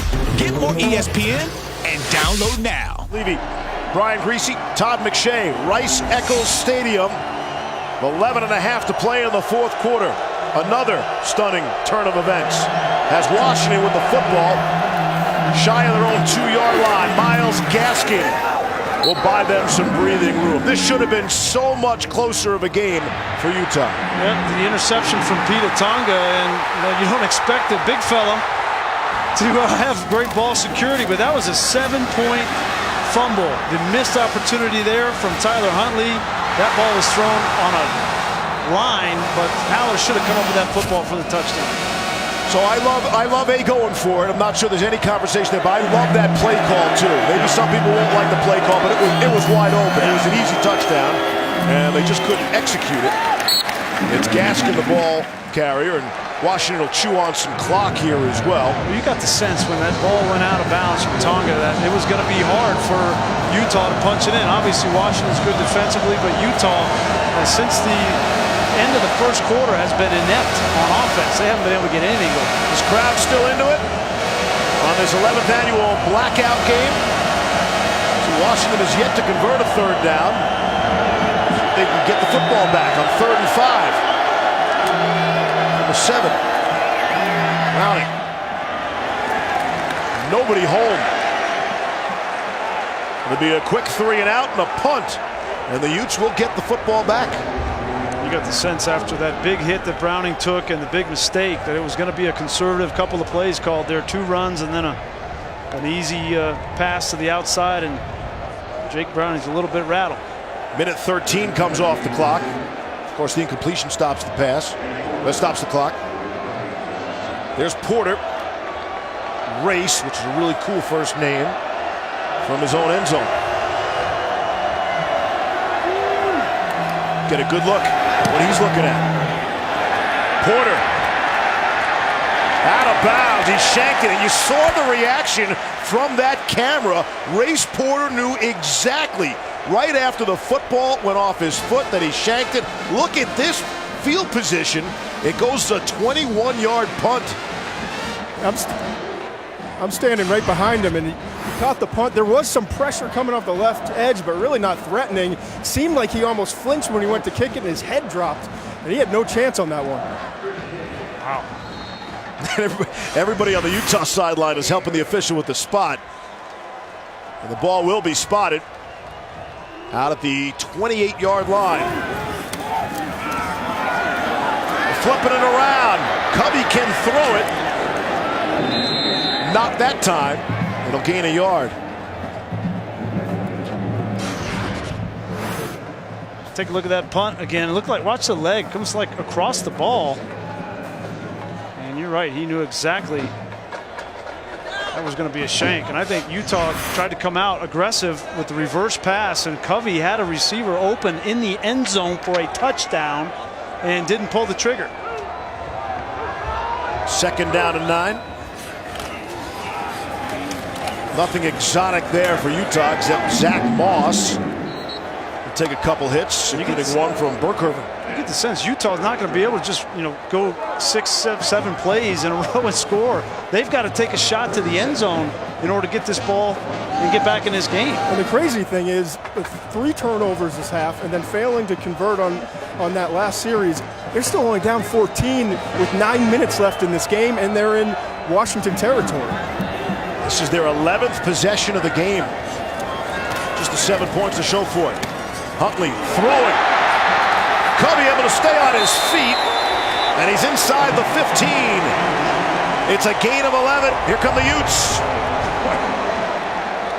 Britton Covey is going to be a sore punt tomorrow. He has taken shot after shot. He's been down, he's been out. Only 170 pounds, man, but this is one tough customer.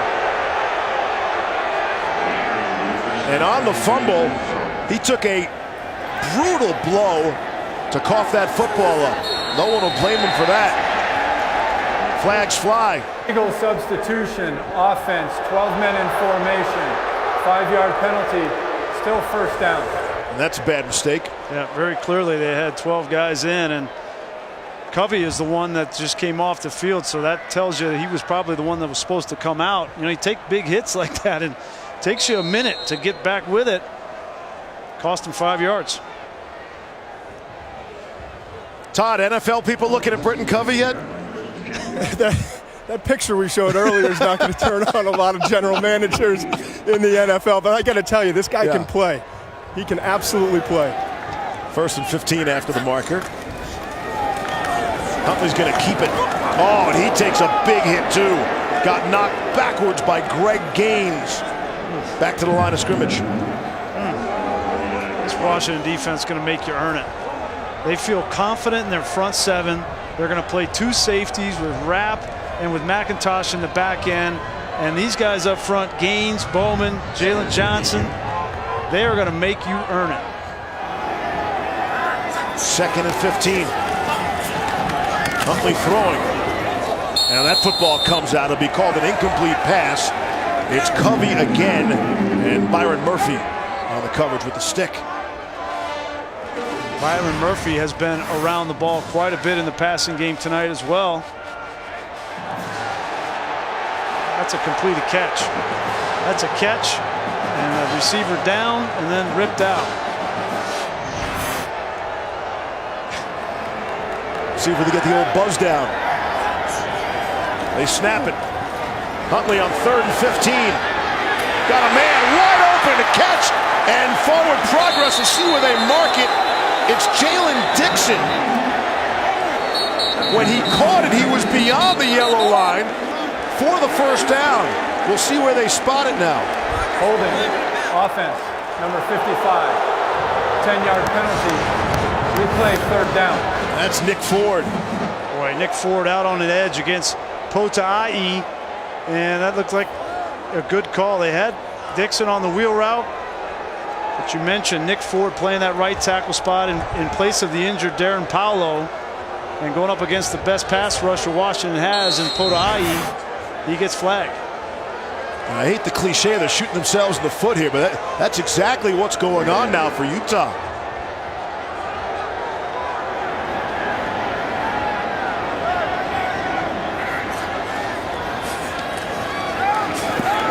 It's 3rd and 25.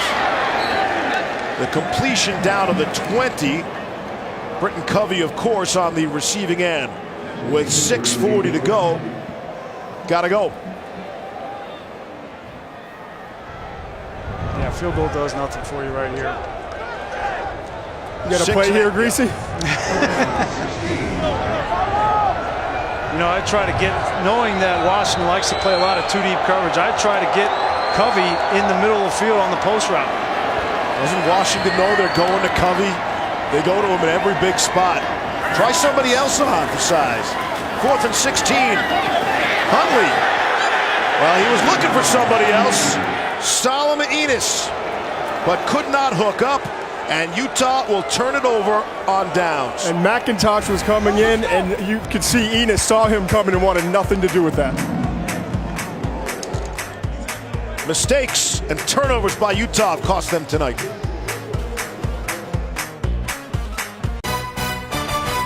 ESPN College Football is presented by Geico. 15 minutes could save you 15% or more on car insurance. And in part by Mazda. Feel alive. Utah's turned it over 3 times tonight. 6 penalties against them, but feels like 3 or 4 have been critical at the worst possible time. I would add one more fumble onto that list, Yes. the Peter Tonga fumble that went out of bounds right. because they ended up not getting any points. 2 defensive stars ejected. Yeah. Utah for targeting. It has been a tough night for the Utes. You know, you got a blackout game, it's your first Pac-12 game, and you got a top 10 team coming in. But the way that they've played tonight, and I'm surprised that it's only a 2-score game. Utah's last 2 possessions, Grease, get this. They start at the Washington 11 and the Washington 28. And no points to show for it. 12 possessions, 1 touchdown. Imagine we'll see some 4-minute offense from Washington now. And can try to grind on that clock. Under 6 minutes left. Myles Gaskin will continue to add to his totals tonight. He's up to 134 yards rushing on 26 carries. Well, we expected a defensive battle coming in. We thought that special teams might play a factor, but you know, you got to give Washington's defense a lot of credit. Yes. They've been put behind the 8 ball. Same thing with Utah's defense. These 2 defenses have come to play tonight. Frankly, the Utah offense has continued to what they did last week with Northern Illinois, which is completely being inept in every way, trying to score the football. And Washington hadn't been much better on offense. Somebody's causing those turnovers, and that's a credit to Washington's defense. Turnovers have been a sore subject, the lack of, for the Huskies prior to tonight. Well, next Saturday, there's more Pac-12 love for you. As Stanford heads up the coast to take on Oregon. Kickoff is set for 8 Eastern over on ABC. Bryce Love sat out today. You know he'll be good to go next week. And I have not heard yet. They were talking about the potential for game day showing up. It's one of Lee Corso's favorite sites. Well known he loves the duck. It's his favorite mascot. And a good look at Justin Herbert. Well, I tell you what, Justin Herbert, watching this Washington team play, right, not a whole lot of offensive firepower tonight. You know, that Oregon offense might be the most explosive offense in the Pac-12. See you next weekend. Here's Browning under pressure, this time able to deliver to Aaron Fuller. He's got first down yardage, and he will slide and stay inbounds. That was a critical play. Key third and 8, got 16 to stay on the field.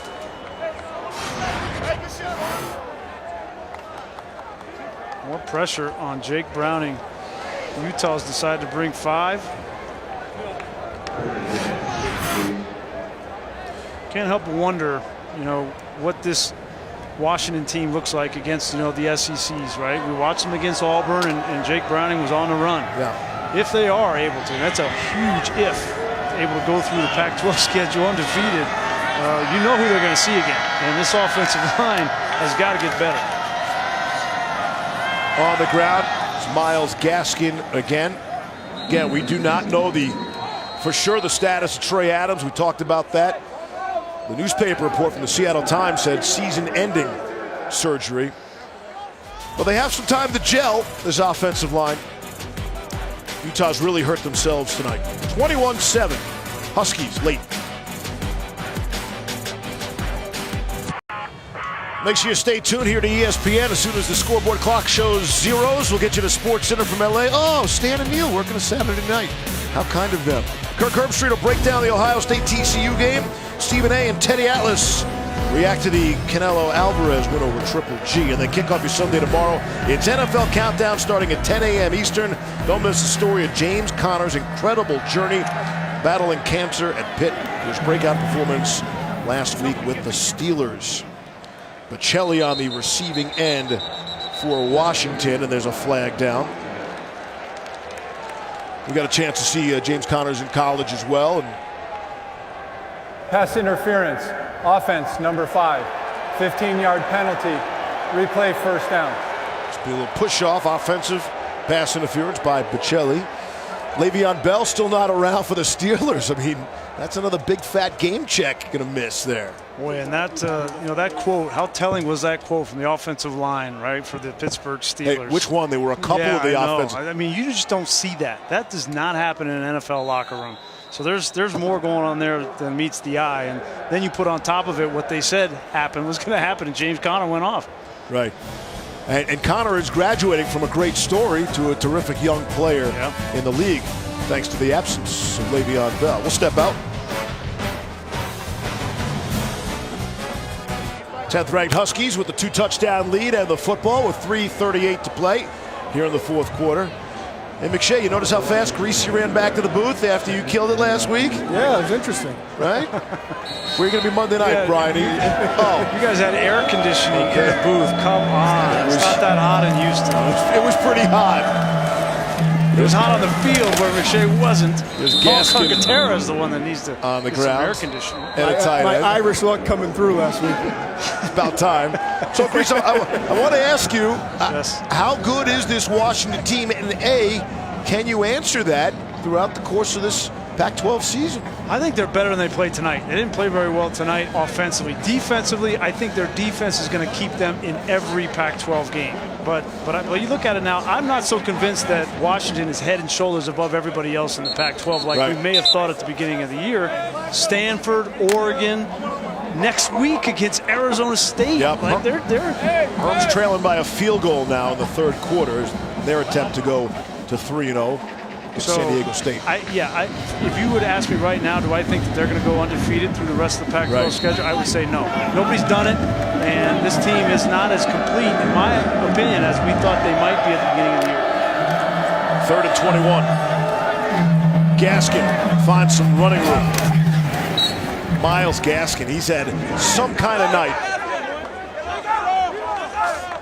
29 rushes, give him 30 carries for the night. And again, Gaskin was a guy, they were trying to get the football more into his hands, more action for him. He's up to 144 rushing yards tonight. On the season, exactly 16 carries in each of the first 2 games. So he's carrying the bulk of the work tonight for this Washington offense. And all that being said, I mean, I think the weakness of that team is the offensive line. If that offensive line can come together, we've got some new starters in Jackson Kirkland at the right guard position, Luke Wattenberg at left guard. Nick Harris was a little hobbled tonight, so he's out of the game, and then Sosby comes in. So they've had some interchangeable parts that have not been able to protect Jake Browning as good as you would like. But if they get that shored up, then this team all of a sudden, then they can become kind of who we thought they could be at the beginning of the year. Look at Gaskin's evening tonight. That was a big early play. It looked like Utah had them at the point of attack line of scrimmage, and he broke it outside for a big gain. And a lot of these, these plays, when he runs in between the tackles, he's not quite as effective as he is outside the tackles. And becomes a problem when you get down into the red zone. You're trying to punch the ball in. That was the struggle against Auburn. But Myles Gaskin, we thought coming into the year between Jake Browning and Gaskin on the offensive side, and then this defense, that they would be head and shoulders above everybody else. But at least that offensive line has hampered them. Covey down the sideline, cross midfield. Britton Covey is pounded down again. A brutal night for Covey. Jalen Johnson got the best of him that time. We'll be back in 30 seconds. Covey's the toughest kid in the toughest neighborhood. He's back out there after that 30-second break. And, of course, he's catching the ball, and he'll take another shot, but he's able to hang on. I don't think he can raise his right arm. No, he can't. And I was standing 10 yards away from the hit, and it was the loudest hit in a very physical game I heard all night long. This kid's remarkable. Huntley to throw. It is caught. It's Nacua. Part of the problem is Tyler Huntley keeps throwing the ball to these receivers, running straight into a roll corner. First thing I would do if I was Britton Covey in the meeting room tomorrow is like, stop throwing me into defenders. 3rd and 1. On the ground. Armand Shine has the first down. Down to the 22 of Washington. A minute 42 left in the game.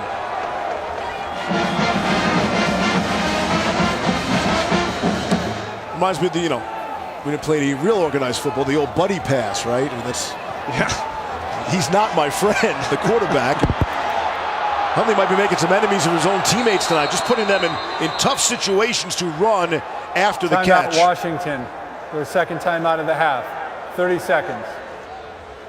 I mean, that's the responsibility of a quarterback, right, is to take care, because the quarterback can see the whole field. He can see what the receiver can't see. So if there's a roll corner on the outside, which just means that the corner is playing the flat with a safety over the top, he doesn't have to retreat. He's just sitting there waiting for a receiver to run into his zone and then hit him, right? So as a quarterback, you can't throw a receiver into a zone-dropping defender. That's the quickest way to lose the confidence of your receiver. The receivers want to trust the quarterback, and you want to make the play for your quarterback, but the trust has to work both ways there. And that's Covey in the slot, of course. A remarkable football player. But Utah's on the wrong end of this one. Final 90 seconds. Huntley to throw, takes a shot in the end zone. Gets another player crushed. JoJo McIntosh on Covey. Oh, gosh. It's hard to watch. And I get how tough he is, but somebody from the Utah sideline has to pull him off the field. Yeah, well, he's not going to take himself off the field. And then, again, it's Tyler Huntley, right? Throwing the ball late over the middle. This is, I'm putting this on Troy Taylor now, the offensive coordinator.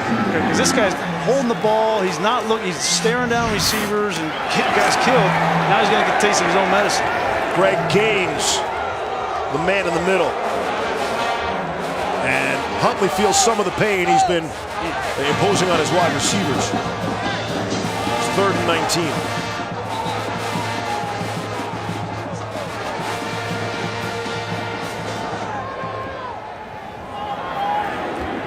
Kyle Whittingham, Troy Taylor, they got some soul searching to do on the offensive side. They've got to come up with something offensively as this season goes on. Covey is out of there. Intended for Damari Simpkins. Yeah, I would take Covey's helmet away from him at this point. Well, it's a long season. You're not going to win this football game, and you're going to need that young man to continue to battle throughout the rest of this season, but he has taken way too many shots in this game. Talking about the right shoulder now. Nobody's going to question his toughness. No. He wants to play. He's been gone for 2 years. Yes. It's only his 3rd game back. Huntley, his 38th pass attempt of the night. And Simpkins could not haul that one in. Miles Bryant had the coverage. Kyle Whittingham knows this offense, when it works, it's because they're running the football and run the run-pass options. But if they're going to drop back and throw the ball as much as they did tonight, it's going to be really hard to win. Can I hit you with one thing? I can't stand when people say it's a long season in college. It's actually the shortest season of any kind of big-time sport, and the season flies by in a blink. For you, a blink of the eye. If you were Britton Covey and you had 12 games like tonight, fine for Covey, that's fine. But college football goes by so quickly. Certainly compared to college basketball or any other sports. I think Britton Covey played about 2 seasons worth of games tonight. Welcome back. Hey, and if anyone can use the bye next week, it's Britton Covey. Week of cold tubs. Wasn't pretty, but Chris Peterson gets the W on the road. They've got to run the table. There will be games like this here tonight. The offense did just enough, and the defense certainly was up to the task for Washington. Final score here in Salt Lake City. 10th-ranked Huskies come to Rice Eccles and defeat the Utes in a blackout game tonight, 21-7. Good to have you back, Greasy. Good to be back. Brian Greasy, Todd McShay, Josh Hoffman, Mike Schwab. This is Steve Levy. So long from Salt Lake. The best plays of the day at SportsCenter time.